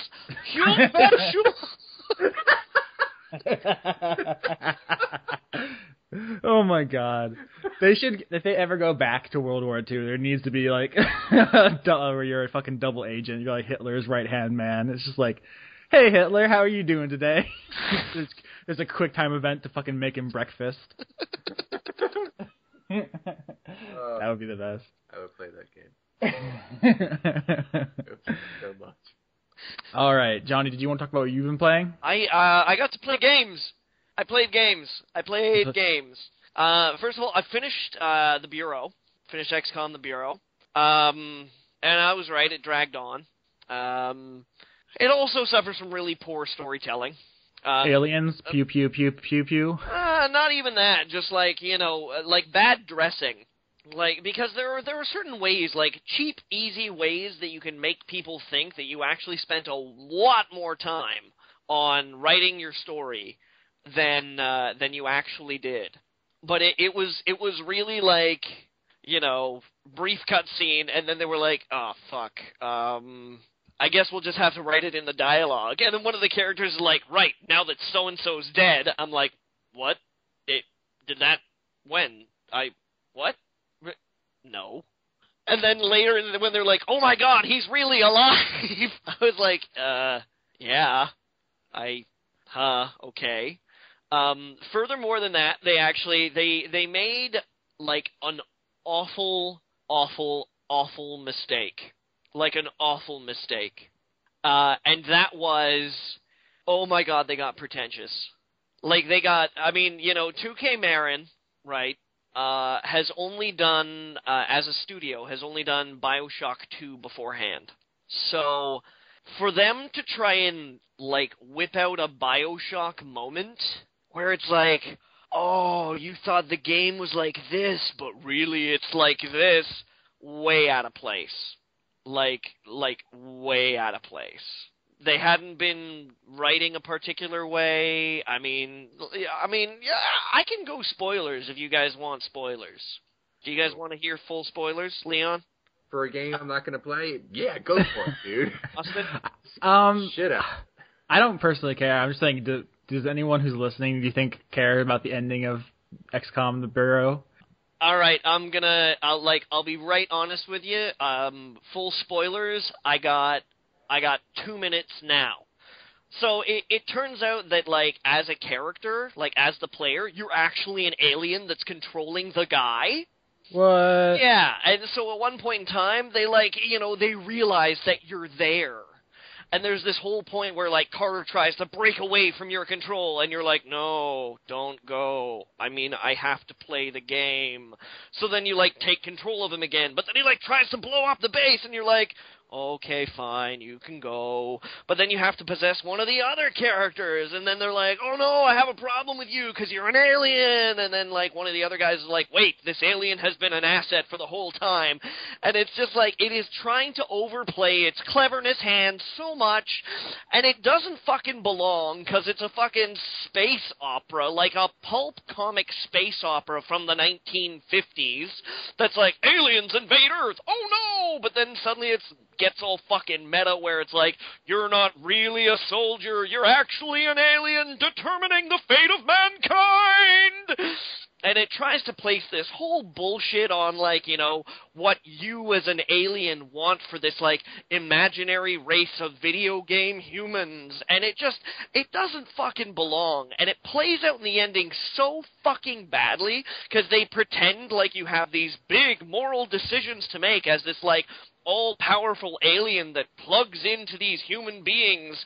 And it just, like, at the end, it's like, yeah, so, all the aliens, we took care of them, and then we bulldozed a bunch of dirt into this big hole in the desert, and that's the end of that.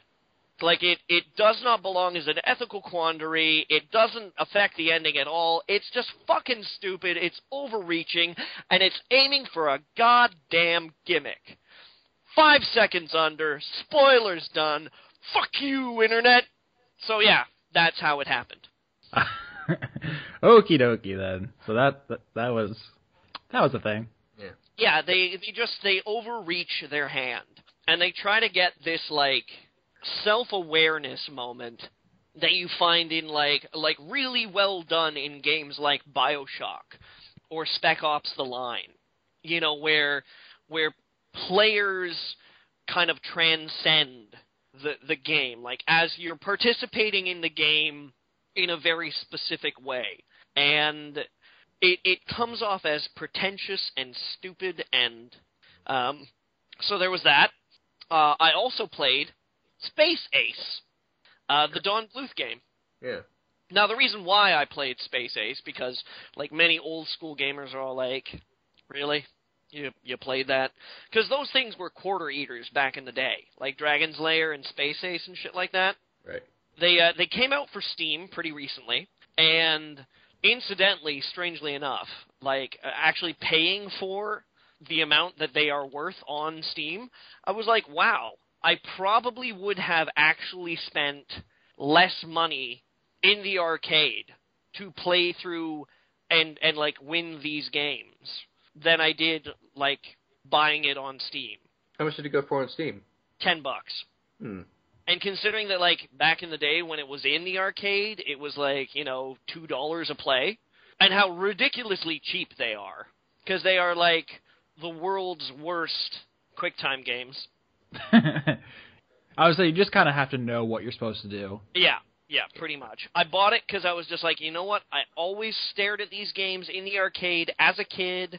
I always wanted to play them. I know that I'm not going to get any replayability out of it. I want to fucking sit down and, like, fulfill this childhood fascination and be like, yeah, I'm going to play Space Ace. I got Dragon's Lair 2, but I haven't played it yet. I played Space Ace first for some reason. There's really not much to say about it. The animation's beautiful. The story's crap. It's a terrible game. Not really worth playing. But was certainly amazing for its time. So that's all there is to say about that. I also broke character and played something really, out of my zone this week. I played the HD remake of Mickey Mouse's Castle of Illusion. Oh, that's cool. How is that out of character? You had a childhood. I know that, but, I prefer to think that people think of me as something that spawned rather than something that actually had to develop. Okay, so when you said out of character, I thought it was going to be, like, super console Japanese. Well, no, but I mean, you know, like, as I don't play a lot of platformers, and when I do, they have a tendency to be these high-concept platformers that come out nowadays, but Castle of Illusion was one of those games that came out very early in the Sega Genesis life. It was a perennial platformer back when I was a kid. Like, I fucking loved it. I thought this game was great. And when the HD remake came out, I was like, you know what, I haven't bought a whole lot of HD remakes, because it's not really a thing but I have a lot of nostalgia for this, so I think I'm probably gonna maybe, okay. So I bought it and I played it, start to finish. And I have concluded that I'm probably never gonna buy another HD remake for the rest of my life. Oh. So you're not going to get the DuckTales thing? Maybe if the price drops low enough, I'll probably grab DuckTales. Because I had a couple of problems with Castle of Illusion. And that was, I was, really, really bothered that all of the cutscenes were storybook, like, fade in and fade out. You know, they had all these still pictures that they would dissolve fade to. Whenever any of the characters was talking, you got these, like, little freeze frames. I'm like, it's fucking Disney. It's Mickey Mouse. And you can't even fucking animate him? Tell me, what is Mickey Mouse famous for? Doesn't he has an amusement park. Is it his line of snack foods? Is it the NBA sanctioned sneakers he invented? Is it perhaps his birth control line? No. No. He's a beloved animated character. And if you can't even fucking get the goddamn wherewithal out of your lazy ass to animate him in his own fucking game, I think you, sir, need a timeout. I'm sure that was just a budget thing. They're like, okay, we projected this HD remake of an old-ass game. We'll sell this many copies. It'll cost this much to animate the cutscenes.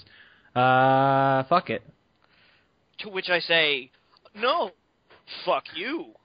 So you think it would have been better just not to do it at all if you can't do it right? Well, the problem is that they were trying to add, a larger depth of story, because, that's what video games do now. And it was like, they animated some things in-game, right? Like, so I can't understand why you went with this, dissolve, fade storybook thing when you could just animate the assets that you already have. Yeah, so that right there, I was kind of like, well, you know what, that was not really the magic I was expecting from a Disney game. But I was ready to lay that aside and actually play the game and see how it goes, which leads me to how fucking terrible the controls are. That's just it not aging well, or do you think they've somehow botched it? I went back and actually played my classic Genesis version of Castle of Illusion. I was like, yeah, okay, no, these controls are tight. Oh, okay. That sucks. And this is my problem, my chief problem with the game, that as a platformer, it hinges entirely on pattern recognition and reflexes, where if you don't have the reflexes, you develop the pattern recognition and then you're okay. The problem is that if it doesn't respond well to your reflexes, you are forced to pattern recognition. And I don't know if this is exclusive to the PC version or not, but I cannot stand platformer games that bank on reflexes. And I realize that I'm not fucking talking about Super Meat Boy or shit like that, but it was best played with a controller. And I'm like, okay, I will use my controller. And the controls were shit. Total shit. In that when I first came upon a jump to get up to a platform, it took me 4 tries. That's not good. No. And it was as the game went on, I got used to it, but kind of if I hadn't known the game I was playing and I didn't know how long it was, I am sure, like Leon, I would have been like, fuck this. I don't need this grief. It's not the hardest game in the world, and I didn't die very much on it or anything like that, but it was a source of grief for me, where the game was not doing what I wanted it to do when I wanted it to do it. And it, as a result, it's actually kind of colored my love of the original, which I feel really bad about. No more HD remakes for Johnny? Not at this point in time. I mean, like I said, if DuckTales drops low enough, I'll probably grab DuckTales, but at this point in time, I'm just kind of an HD remake for me personally, up until this point in time, has been get a user-made patch off the internet that allows you widescreen and higher resolutions than 1280 by 768. That's been HD remakes for me. Hell, fuck, everybody, when the Silent Hill remake came out, everybody was like, yay, Silent Hill in HD. I'm like, hey, guess what? I bought Silent Hill 2 for the PC. It's always been in HD. HD ports of Silent Hill 2 and 3 were absolute train wrecks because they lost the source code and had to redo it from scratch, and it was terrible, and the guy, the original creator, disowned it. And so. that's why having the PC version is awesome. Because it's the original source code, but I can play it in widescreen as much as I like. And I played one more game this week. I know, I played fucking games. I told you I played games. And the other game I played this week was Game Dev Tycoon. Some of you might remember Game Dev Tycoon as the first game that Green Man Games has come up with. Is it Green Man Games? It might be Green Man Games. It might be Green something Face Games. Is this the one that we had Taylor on here talking about? Yeah. Okay. I think so. Because it's Green Heart Games. Yeah, Green Heart Games. Sorry, Green Heart, not Green Man. Green Heart Games. Yeah. I gotta jump in here and say I gotta bail, but this was cool as usual.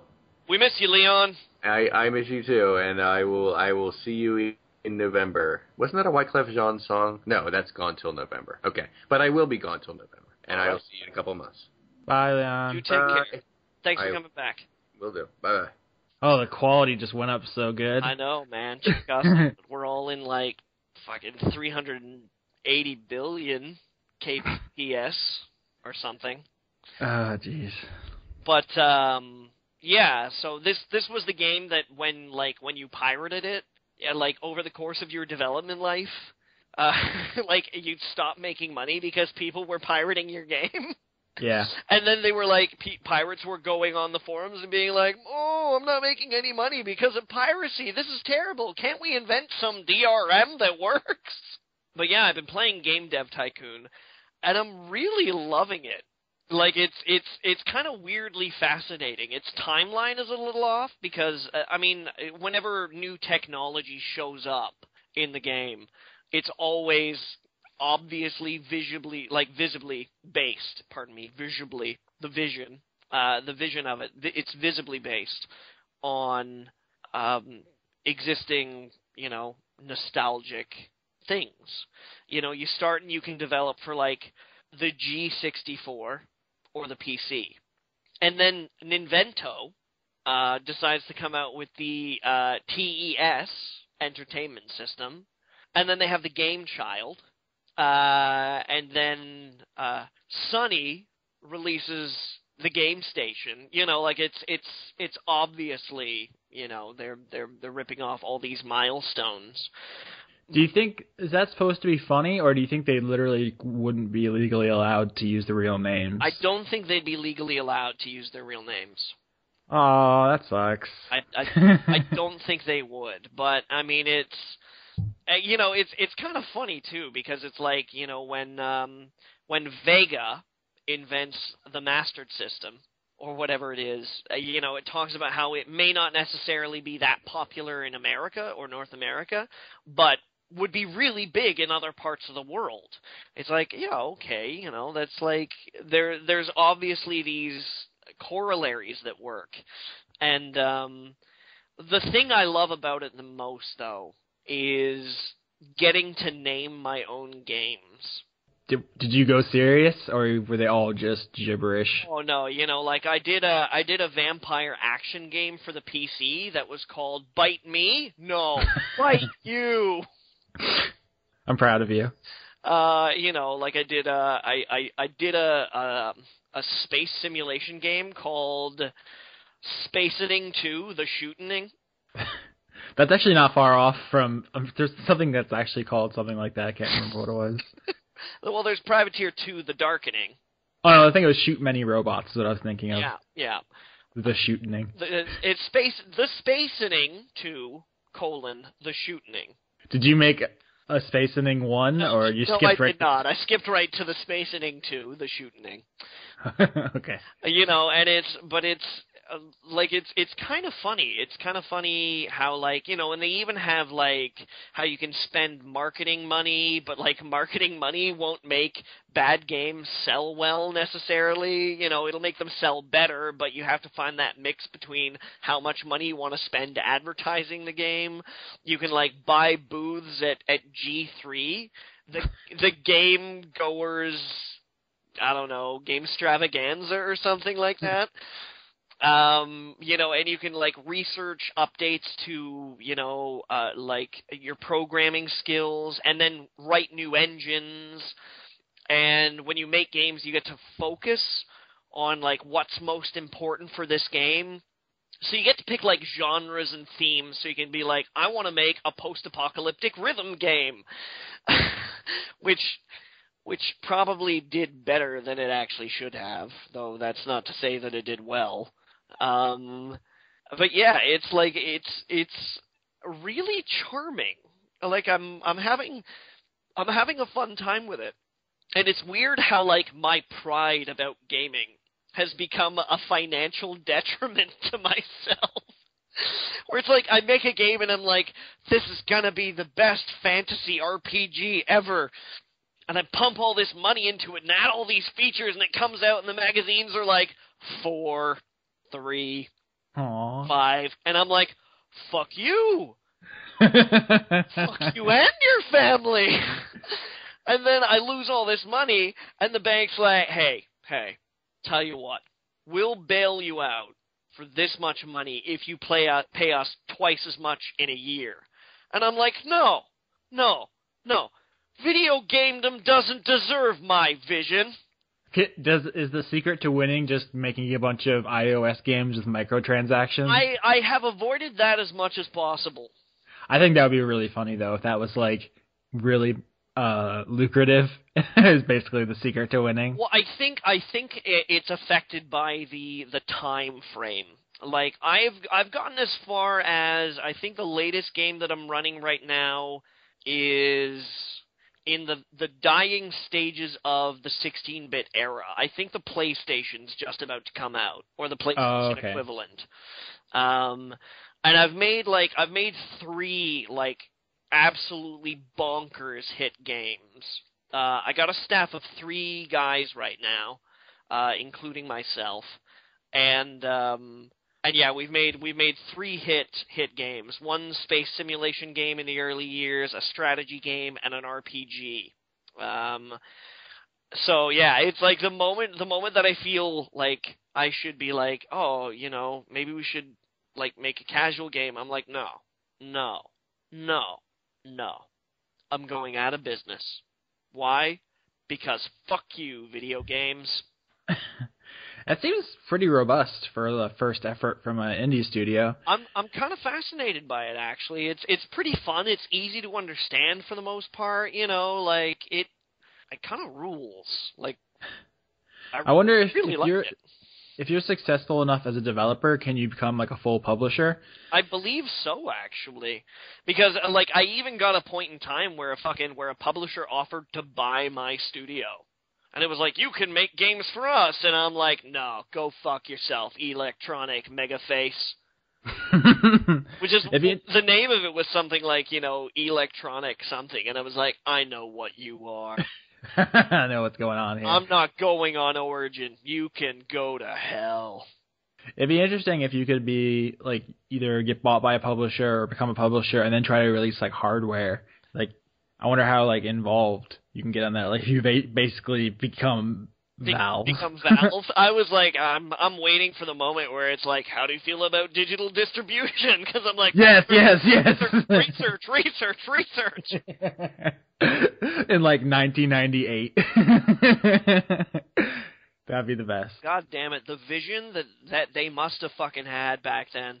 Not that I'm like, you know, I mean, I still feel tentative about SteamOS. It's not like I was sucking Valve's dick earlier, but the healthy respect that I think you have to acknowledge, whether or not you think they're the best thing since sliced bread. Yeah, a healthy respect is at least deserved. But those are the games that I've played this week. I'm pretty sure those are all the games that I've played this week. Nothing else is jumping out at me. So, Austin, why don't you tell me about Grand Theft Auto 5? I will. You should have went on so long. We lost Leon. I wanted to hear what his thoughts were on playing as villains, because Leon strikes me as someone who likes to be evil from time to time. So I will miss his contribution to this conversation, but I'm sure you will. You'll fill in. You can be our Leon. All right. Johnny. Yes. Did you read my Grand Theft Auto 5 review? I did, as a matter of fact. All right. Let's start there. Did you have any questions? Anything you wanted to like elaborate on? I wanted to be very clear because, as we talked about last week, the early reviews came out and the 9s and the 10s weren't even high enough for fans. Yeah. There's a microscope on this game, and I don't want to be misunderstood. I want to be very clear with everything I say. So why don't we start? If there's any confusion, I want to clear that up before I get into this. I found for myself, educated and edified by your review, insofar as that it was obvious that you enjoyed this game, that it was fun, that more than anything else, I felt you expressed that it was redefining of the open world, like the concept of having an open world, like open city, I suppose I should say, in a game. Yeah.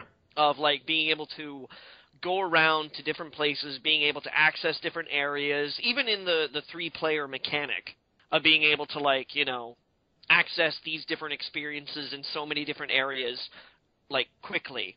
But I think you expressed a feeling of mediocrity about the plot. Yeah, I think I hinted at this earlier. There really isn't a plot. Before I get there, I just want to say, for the record, just up front, if I had to describe Grand Theft Auto 5 in one word, that word would be great. It's great. Scroll down to the bottom of the review. My score is 7. On BT's scale, that is great. It says it right next to it in big words, or big letters. Yep. That needs to be stated, because someone's going to think I hate it when I say all these things I'm about to say.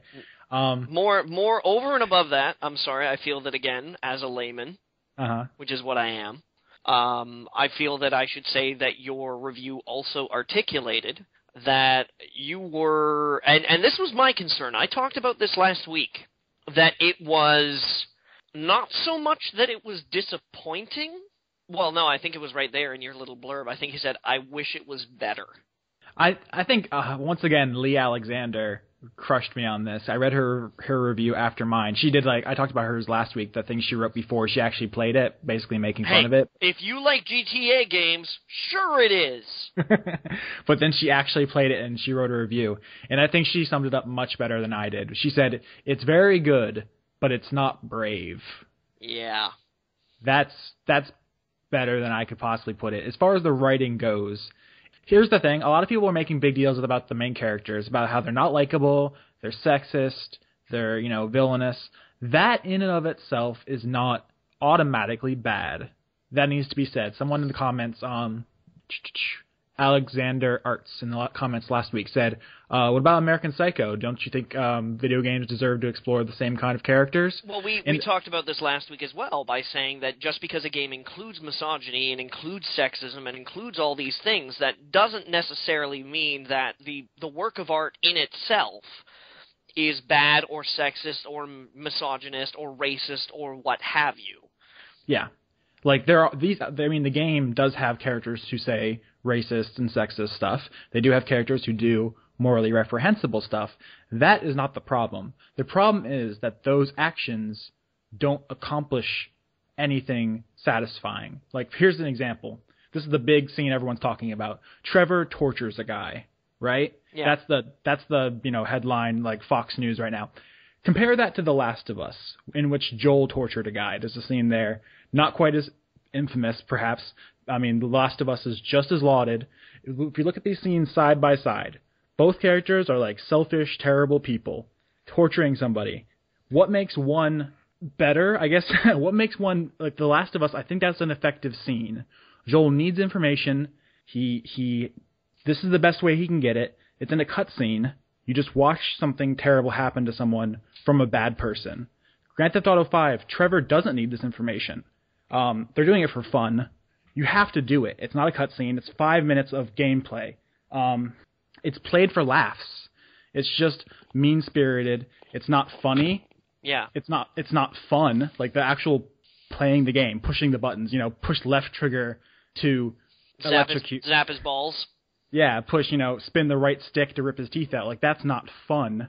And you could say, well, it's a satire on American foreign policy, how we went into Iraq and we waterboarded suspected terrorists. Like, okay, that might be what they're trying to do, but they didn't pull it off for a couple of reasons. One is that being anti-torture is not some kind of, like, laudable mission statement. Like, I think that's like being pro-kitten at this point. Like, I don't think you get brownie points for being anti-torture. That's not, you know what I'm saying? I don't know, Austin. I don't care what anybody else says. I am against cancer. It's a pretty safe position, first of all. Second of all, I'm not comfortable taking moral advice from Grand Theft Auto, which forces you to kill dozens of police officers and military personnel to proceed. Yeah, but without all that murder, Austin, how could it possibly be wacky? Well, it's about tone. I mean, this Grand Theft Auto is wackier than the last one. The last one was like kind of a dark, gritty look at like. You mean it tried to be a dark, gritty look at the American dream? Yeah, you could definitely make the argument that it didn't succeed, but it was going for a certain thing. Yeah. Grand Theft Auto 5 really isn't going for anything really too specific. Like, I guess you could say it's an examination of modern American masculinity, but the only conclusion it comes to is that modern American men are selfish, murderous, greedy bastards. And I mean, if that's your mission statement, okay, I don't find it particularly insightful. Yeah, that's low-hanging fruit. Yeah, that's a term I used in the review. All of the humor, all the quote-unquote satire and quote-unquote parody is very, Republicans are hypocritical and people do yoga and they're hippies. Like, poop exists. Like, that's a joke that comes up a couple of times, just the existence of fecal matter. Like, I'm sorry, I'm not 5. I don't think any of this stuff is funny. Like, it's juvenile, but not in like a Saints Row way, where it's kind of like endearing. To me, it seems like trying hard to be edgy in a culture where everything's already kind of edgy. Like, Modern Warfare is the most popular thing in the world, and that's about, just murdering scores and scores of human beings. Like, back when Grand Theft Auto 3 came out, like, it was Mario and Zelda and stuff. Like, nowadays, it's just not shocking anymore. Yeah. And I mean, again, I'm sorry. Like, I hate to bring up the I told you so thing, but I talked a little bit about this last week in the podcast, talking about how this was all fine and good for Rockstar to behave like this when they were the only game in town. Mm-hmm. Like, they could be lauded and they could be respected for a lot more of the decisions that they've made back in the day, because they were the only people that made games like that.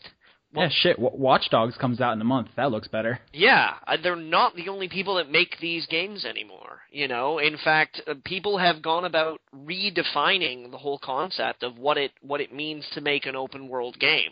Like, I brought it up last week, but Just Cause 2 was kind of mind blowing for me, because it wasn't just like, hey, drive around this city. It was like, hey, you have like this whole goddamn island nation to muck up with. And yeah. Far Cry 3, even though it wasn't like, third person, it was like big. Yep. And there was a lot of shit to do there, like Grand Theft Auto is no longer just competing against itself. It's competing against a bunch of ideas that it could be using. Like, there's, and this is like, it always kind of frustrates me when people try to judge games on what by what they don't include. When somebody reviews a game and goes, but it doesn't have multiplayer, 5 out of 10. I'm like, oh, okay, obviously you played this game wrong. Am I going to sit down and review a Dungeons and Dragons game and say, you know what, I'm really disappointed in the lack of laser guns, so... It depends on what it lends itself to. Yeah, certain games don't need multiplayer, don't lend themselves to it. Others, I think that you could say, this would be perfect for multiplayer, and it sucks that it's not here. In Grand Theft Auto 5's case, they released it a month before the online portion that looks to be the most interesting thing about it. This could be the big bomb. This could be the generation ending, like, holy shit, did you play Grand Theft Auto Online? It completely changes the MMO game. Yeah. But right now, we just paid $60 for a promise. Though, that the reason why they did that is because they realized the closer to the release date of the next-gen platforms they got, the less likely they were to recoup costs for having, like, a PS3 and an Xbox 360 version. Yeah, I mean, that you cannot fault their accountants or marketing or anybody on this. I mean, despite my problems with the game, it is a smash success. It already broke every record for an entertainment product. No film or book or music album has ever made as much money as fast as Grand Theft Auto 5. So, no, they're not going to cry into their piles of money when they read my review. No, it's true. Although that having been said, I want to object very much to something that somebody said to me this past week, where they said, "Dude, Grand Theft Auto isn't just a game; it's a culture." I was like, "No, go fuck yourself." Dude, if you can equate, like, thousands of years of history in some portions of the world, or hundreds of years of history in others, to a game franchise that's been around for, like, 15 years... It's a cultural touchstone. I wouldn't say it's a culture unto itself. That's what he said. Oh, no. It's like Mario or Final Fantasy or, any other number of big-name games. Even if they're bad, they will sell because they have fans and they have a legacy and a history. Yep. Grand Theft Auto 5 could have been terrible. I'll see a lot of people saying, is it better than 4? And I'm like, 4 was 6 years ago. If it was worse than 4, it would have gotten a 4 out of 10. Yeah, that would have been tough to do. Like, the bar is so much higher. Like, it's not even a question. Grand Theft Auto 5 is the best Grand Theft Auto ever. The problem is that gaming is getting better faster than Grand Theft Auto is getting better. The whole industry is evolving at a rate that it's almost impossible to keep track of, and it's not enough to rest on your laurels anymore. It's not enough to include, like, small... Like, I'm really sorry, but this whole concept of having, like, 3 characters that you can interchange between, that seems like a really piecemeal improvement to me, because it's not like you change games. It's a cool idea because it lets you, first of all, move around the map really fast, and also, there's different... real estate that only certain characters can buy, and they have certain skills, like, Franklin can slow down time while he's driving. It's cool, but yeah, it's not a game changer. It's just a cool little feature. I mean, technologically, it's impressive that it keeps track of all that. It can drop you in like 8 seconds. Yeah. But yeah, it's not like, oh my gosh, I was blind and now I can see. Yeah, it's not going to be curing any leprosy. But yeah, I mean, to me, the biggest improvement was that it's really heist focused. I know most people said that the bank job in Grand Theft Auto 4 was the best part of the game. So they basically just made Grand Theft Auto 5 that mission 6 times. And those are really cool missions. Those set pieces are great. It's the, hours of nothing in between them where those characters just yell at each other that brings it down. There is no plot, really. Yeah. It's just a series of heists in between which characters yell. And I talked about in my review how there's no motivation for anyone. Like, Trevor and Michael start the game wealthy. Like, Trevor has $100,000 in his bank account when you take control of him. Michael's living in a mansion on top of the hill. Like, they're fine. You could turn the game off and it would be happy endings. Only Franklin really needs any, like, progress, and he gets that after the first heist. He's set. Like, that could just be roll credits. Yeah. The next 15 hours of story are just people hurting each other, just fighting, and, characters with no personality telling you to do jobs they're not going to pay you for reasons that are not explained. That's almost every mission is you show up to the little icon on the map and someone goes, kill someone or steal a car. And you go, I don't want to. And they're like, do it anyway. And you're like, will you pay me? And they're like, no. And then the little mission marker pops up and it says drive to there. Huh. That's a large portion of the game. And that's just a thing that's how Grand Theft Auto has kind of always been, and it was okay for a while. I just don't think it's okay anymore. Like, if I want to do heists, I'll play Payday. Damn right you are, son. Grand Theft Auto 5 is about... In fact, I think you should come play Payday 2 with me sometime. Sometime. Grand Theft Auto 5 has a great world. Dozens of hours of cool shit. Just random events happening, and... a groping minigame. You mean like the strip club? Yeah. Yeah, I didn't do that. I'm not comfortable with that, but Austin, she wants it. Yeah, I don't. Yeah, I don't think anyone would argue that the game isn't sexist. I think the question is whether or not it's funny. Like someone said in the comments, is it more important for the game to be fun or politically correct? And I was like, I would never want Grand Theft Auto to be politically correct. I just want it to be funny. Just be better at the terrible shit you're doing, I guess. Yeah.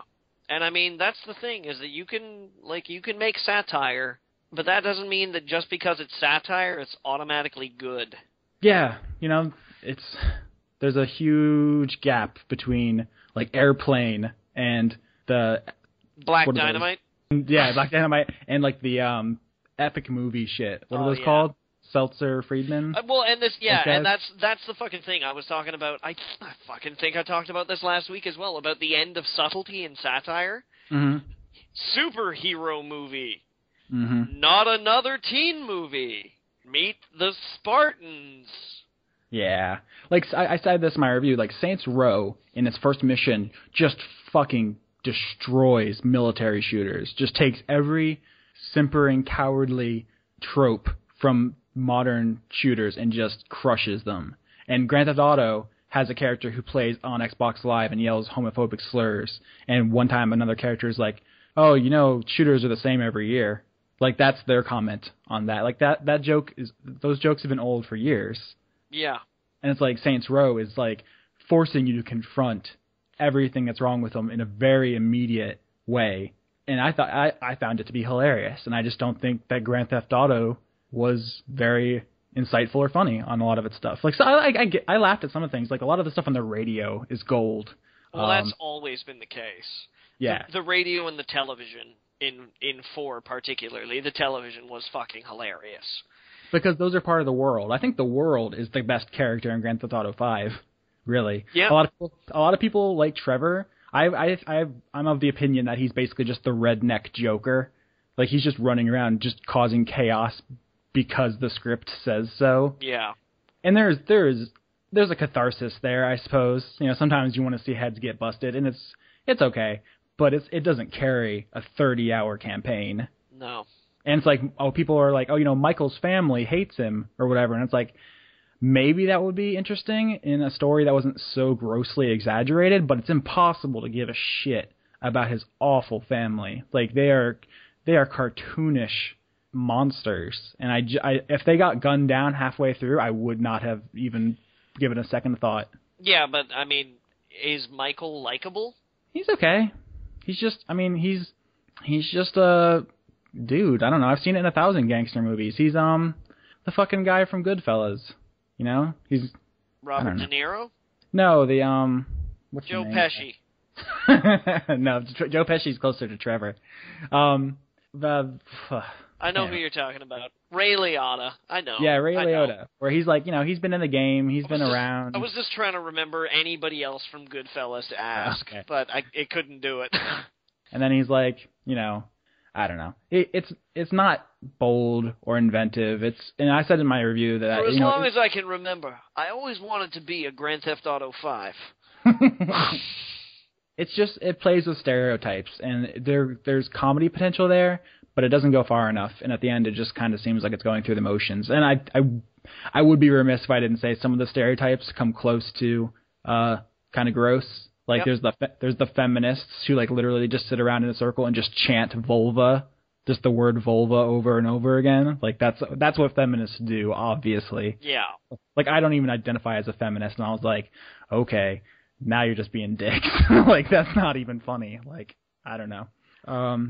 Also, yeah, like, all the black characters, just N-word, N-word, N-word, N-word over and over again. Like, I'm from fucking MLK Boulevard in, like, the streets of, you know, southern Florida. Like, I've seen some shit. What you're saying is, you the blackest of whites, son. I've known my share of drug dealers, and I do not find that banter to be... I mean, I don't know if they were going for realism. I don't find it to be anything worth listening to. Like, it's not funny. It's not authentic. It's just kind of annoying and stupid. I don't know. Well, it's not shocking anymore. That much is for sure. Yeah. Because, I mean, you know, Grand Theft Auto has... I feel kind of weird asking this, but do you think that after this, Grand Theft Auto has outlived its you know, and I disparage from using this word, but its usefulness as a game? No, I mean, the world is, they're the leaders in packing an open world with shit to do, and a lot of the technological improvements are really impressive. So I'm holding out hope, not only for Grand Theft Auto Online, but for standalone expansions like Lost in the Damned and Gay Tony, which I think will introduce really interesting stories to the world they've already built. Well, it's kind of universal that Tales of Liberty City was, like, they were the best parts about Grand Theft Auto 4. Am I wrong in saying that? I don't think that's an unpopular opinion. I think, here's the weird thing. At the time when Grand Theft Auto 4 came out, I remember everyone loving it. But now in hindsight, it seems like everyone hates it. It's like the opposite of Wind Waker. When the Wind Waker came out, everyone fucking hated it. And now everyone's like, oh, it's a stone cold classic. And I was like, okay. Yeah.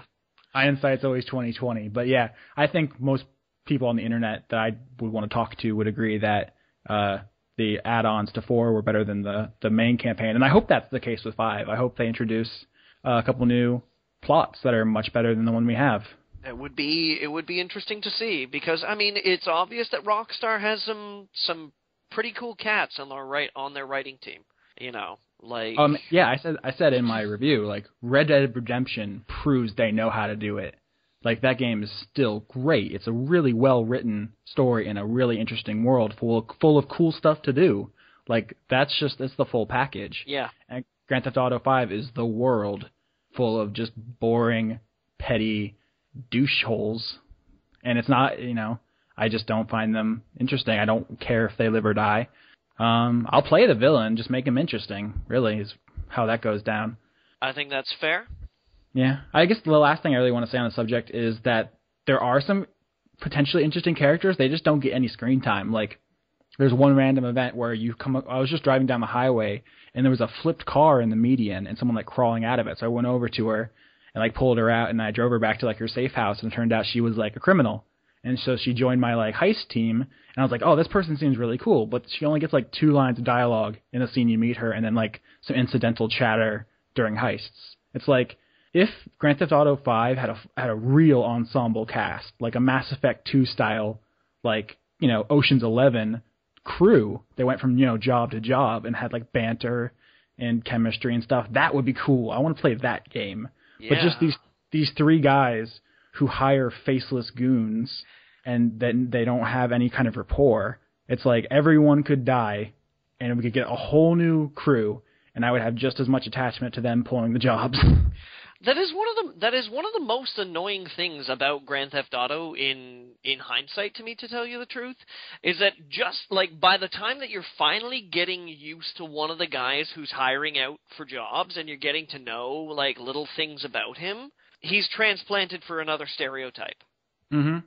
And, I mean, yeah, there's always, like, there's the Italian gangster, and then there's the Irish gangster, the Russian gangster. Like, they all have... And the high-class, like, white-collar businessman gangster. And yeah, they're all pretty stock. And it's like, it'd be cool to play with some of those tropes, to maybe subvert some of them, or, take them to, like, their logical extreme, maybe. But it's always like, this person gives you a couple jobs, then they betray you, or they die.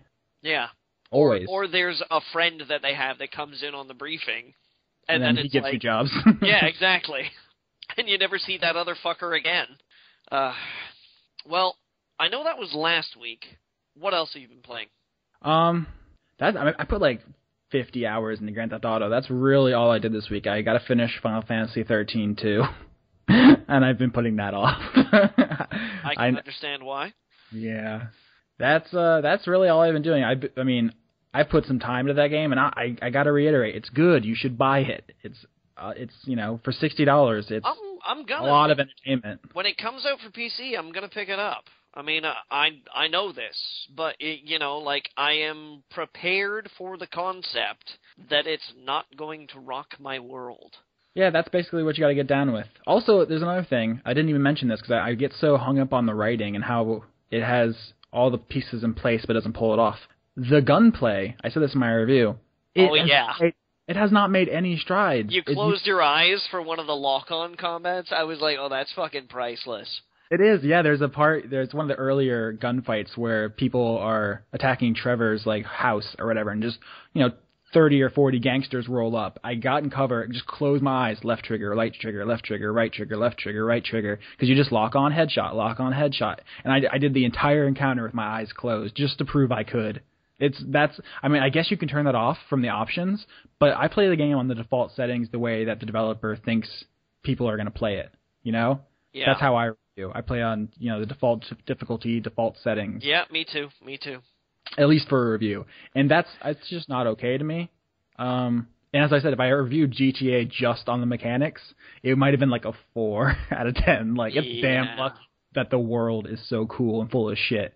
Like, dude, I was just driving down the road or whatever, and I don't remember what I did. Maybe I flipped my car or something. I got out to, like, look for a new car to jack, and a fucking puma just landed on my ass out of nowhere and just mauled me to death. I was like, what the fuck? It was the coolest thing. Just random stuff happens all the time. And there's like 60 some odd like main missions, and then there's like 50 side missions, and then there's all these random events, and then there's tennis and fucking golf, and you have to buy all this real estate. There's the stock market. Oh my God, there's just so much to do that at a certain point it's just like I can live with the other shit just to just hang out in this city. So it's there's a point where I worry that I'm being a negative Nancy on what is a pretty cool game. I think we can pretty much sum it up by Grand Theft Auto. It's great, but it's just a game. I said in my review that it's gonna be lucky if it makes the top 10 for 2013. It's been a solid year of gaming. It has actually. It's been pretty nuts. Yeah, we have Fire Emblem, Ni no Kuni, the new StarCraft that came out. There's all these indie games, Gunpoint, Rogue Legacy. Have you played Gunpoint? I have not, but I've heard really good things. It's pretty good. That's what I've heard. The Last of Us is just so good.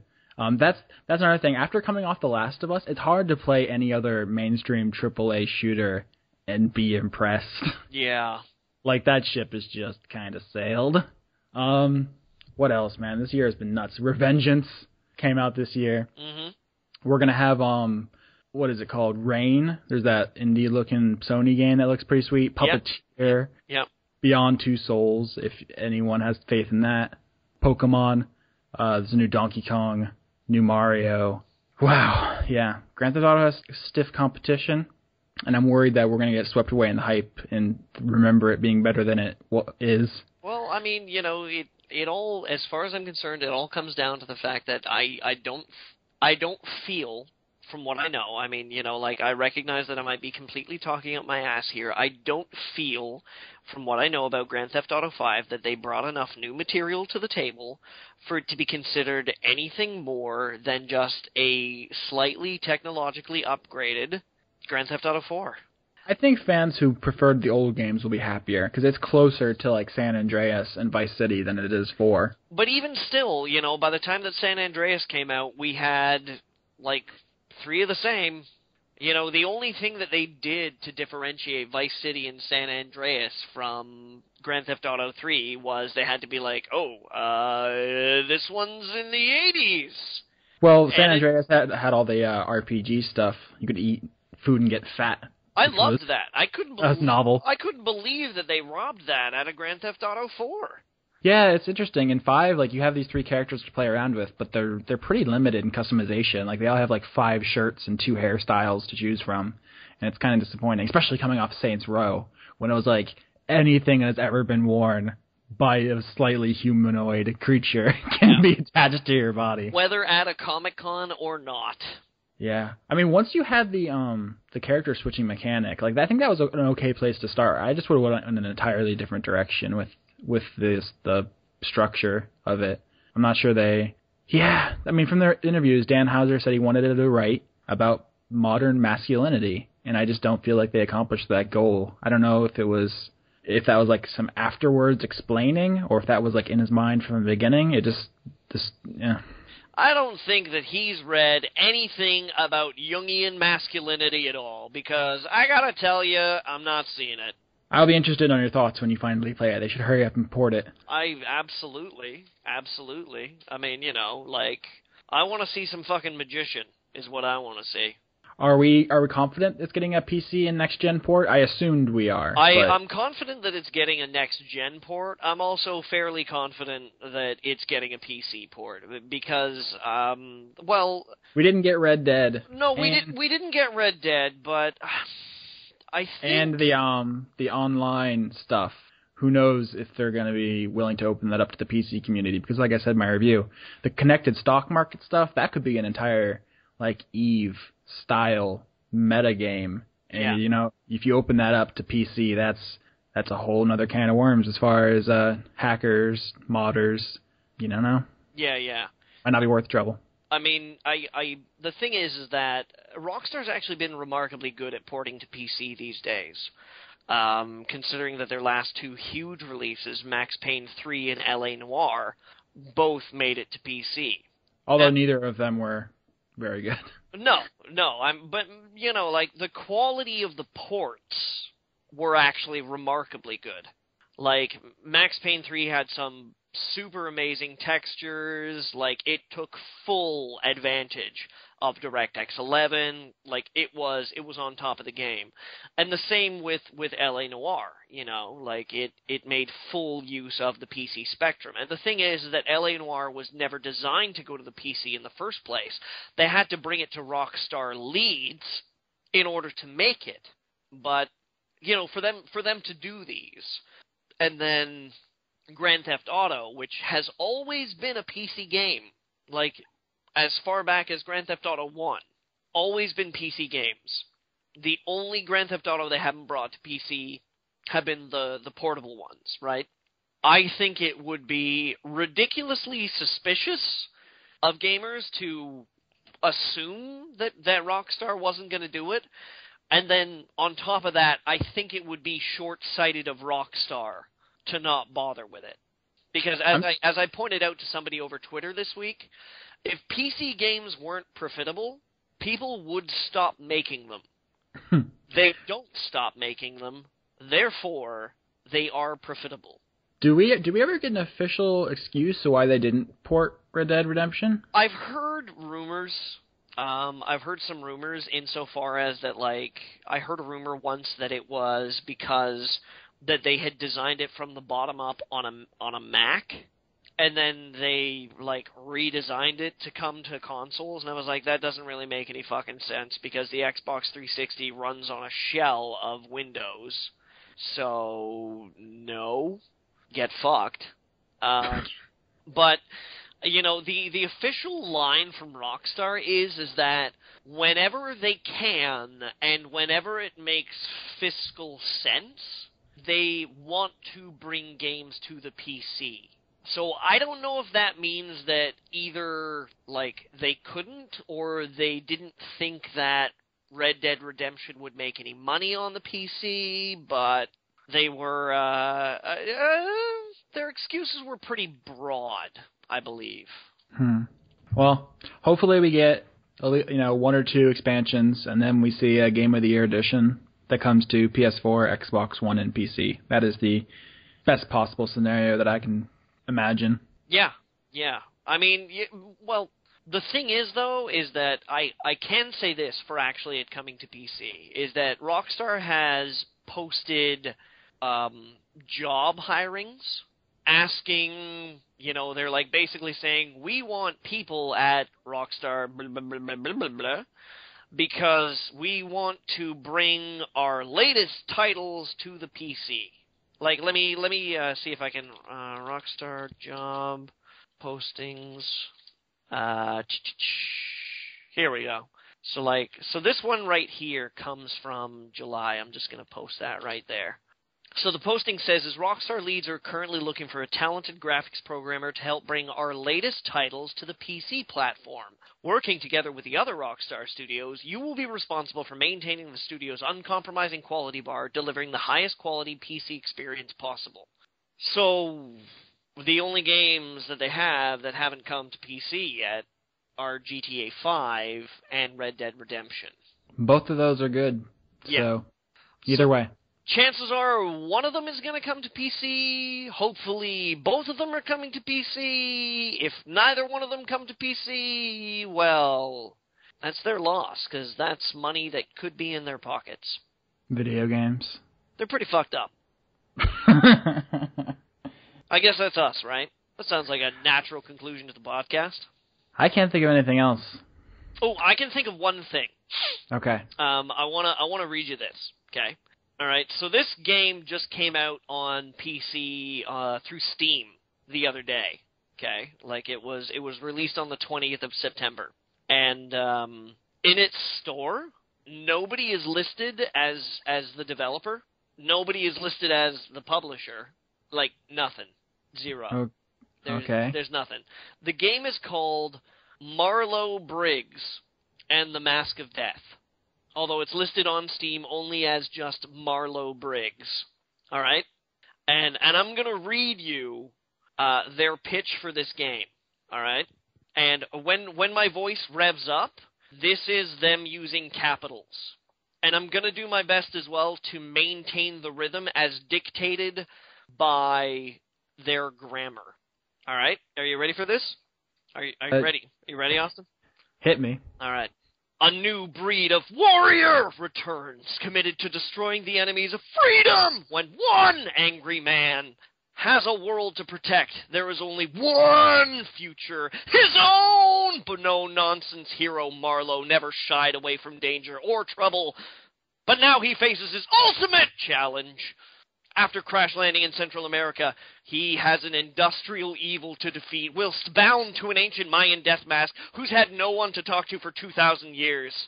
Another day at the office, only this time Marlowe is pushed to the limit. His sweetheart has been abducted. The bad guys are making up their own rules, and only one man can judge them and execute the sentence. Fearlessly fighting through the Mayan temples and towering valleys, monstrous machinery, nothing will stand in the way of this badass warrior, his girl, and the crushing of all opposition. They told him to go to hell. He was dead ready. With cliffhanger over-the-top action and cinematic gameplay, Marlowe Briggs takes inspiration from the best of blockbuster films, comic book heroes, and action games, with its focus on relentless high-octane combat, exotic and danger-filled environment, and epic set pieces. Fight the enemies of freedom with stacks of awesome combos and magic abilities. Single-handedly destroy hundreds of enemies. Deploy mighty weapons of destruction.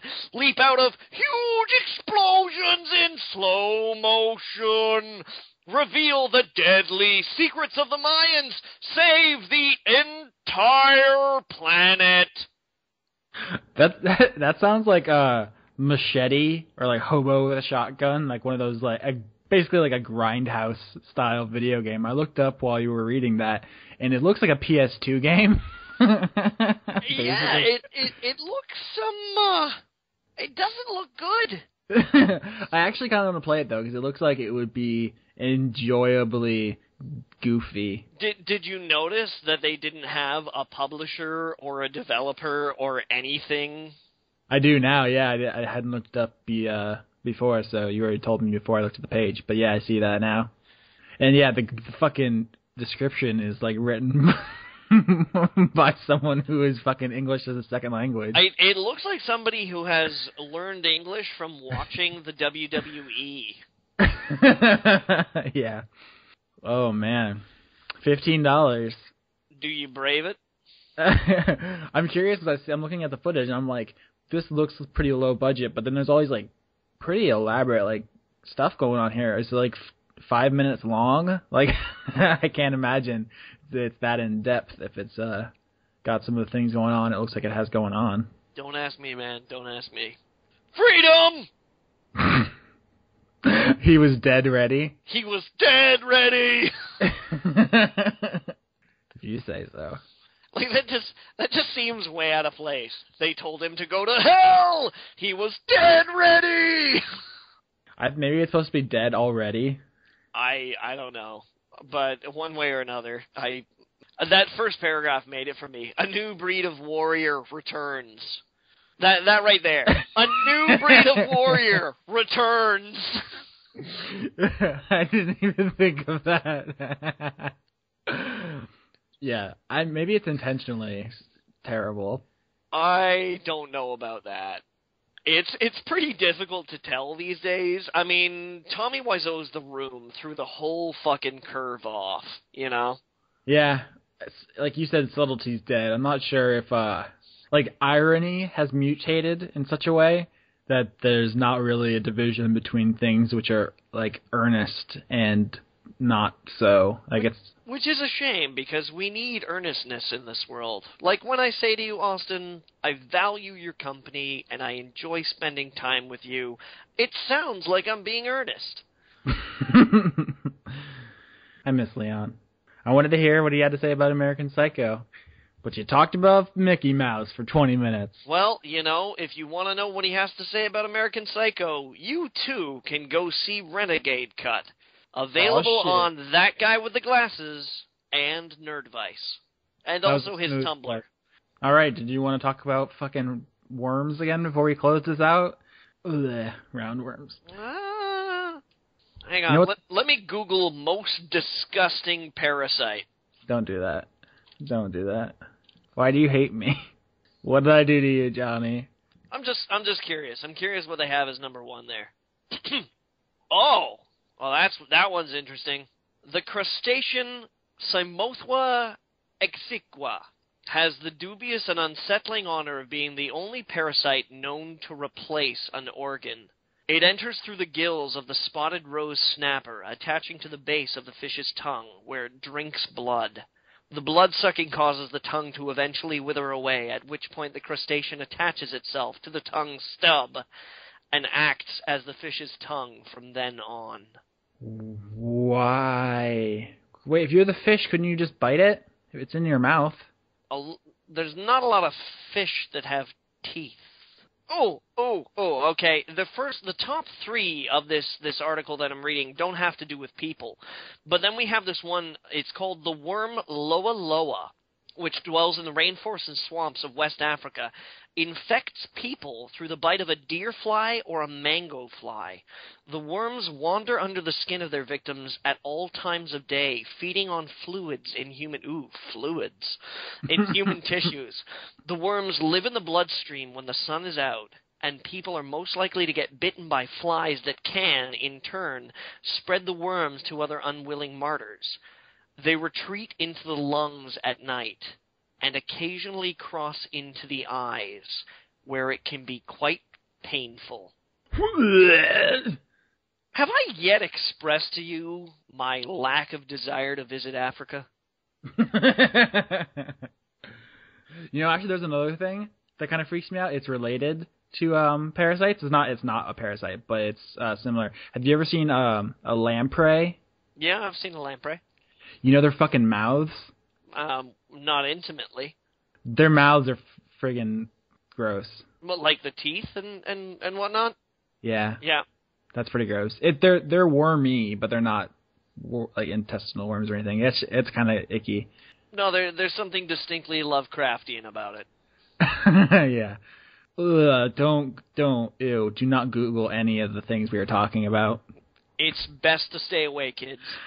Oh, I'm seriously feeling really uncomfortable, like, in my body. Close your fucking internet browser, man. Oh, my God. Close it down and go watch fucking, like, descriptive audio Sesame Street. Which is like, Big Bird approaches Oscar's can. His right arm fails to move. You ever notice that about Big Bird? No, I didn't. Yeah, one arm never moves, but because the hand inside is operating the mouth.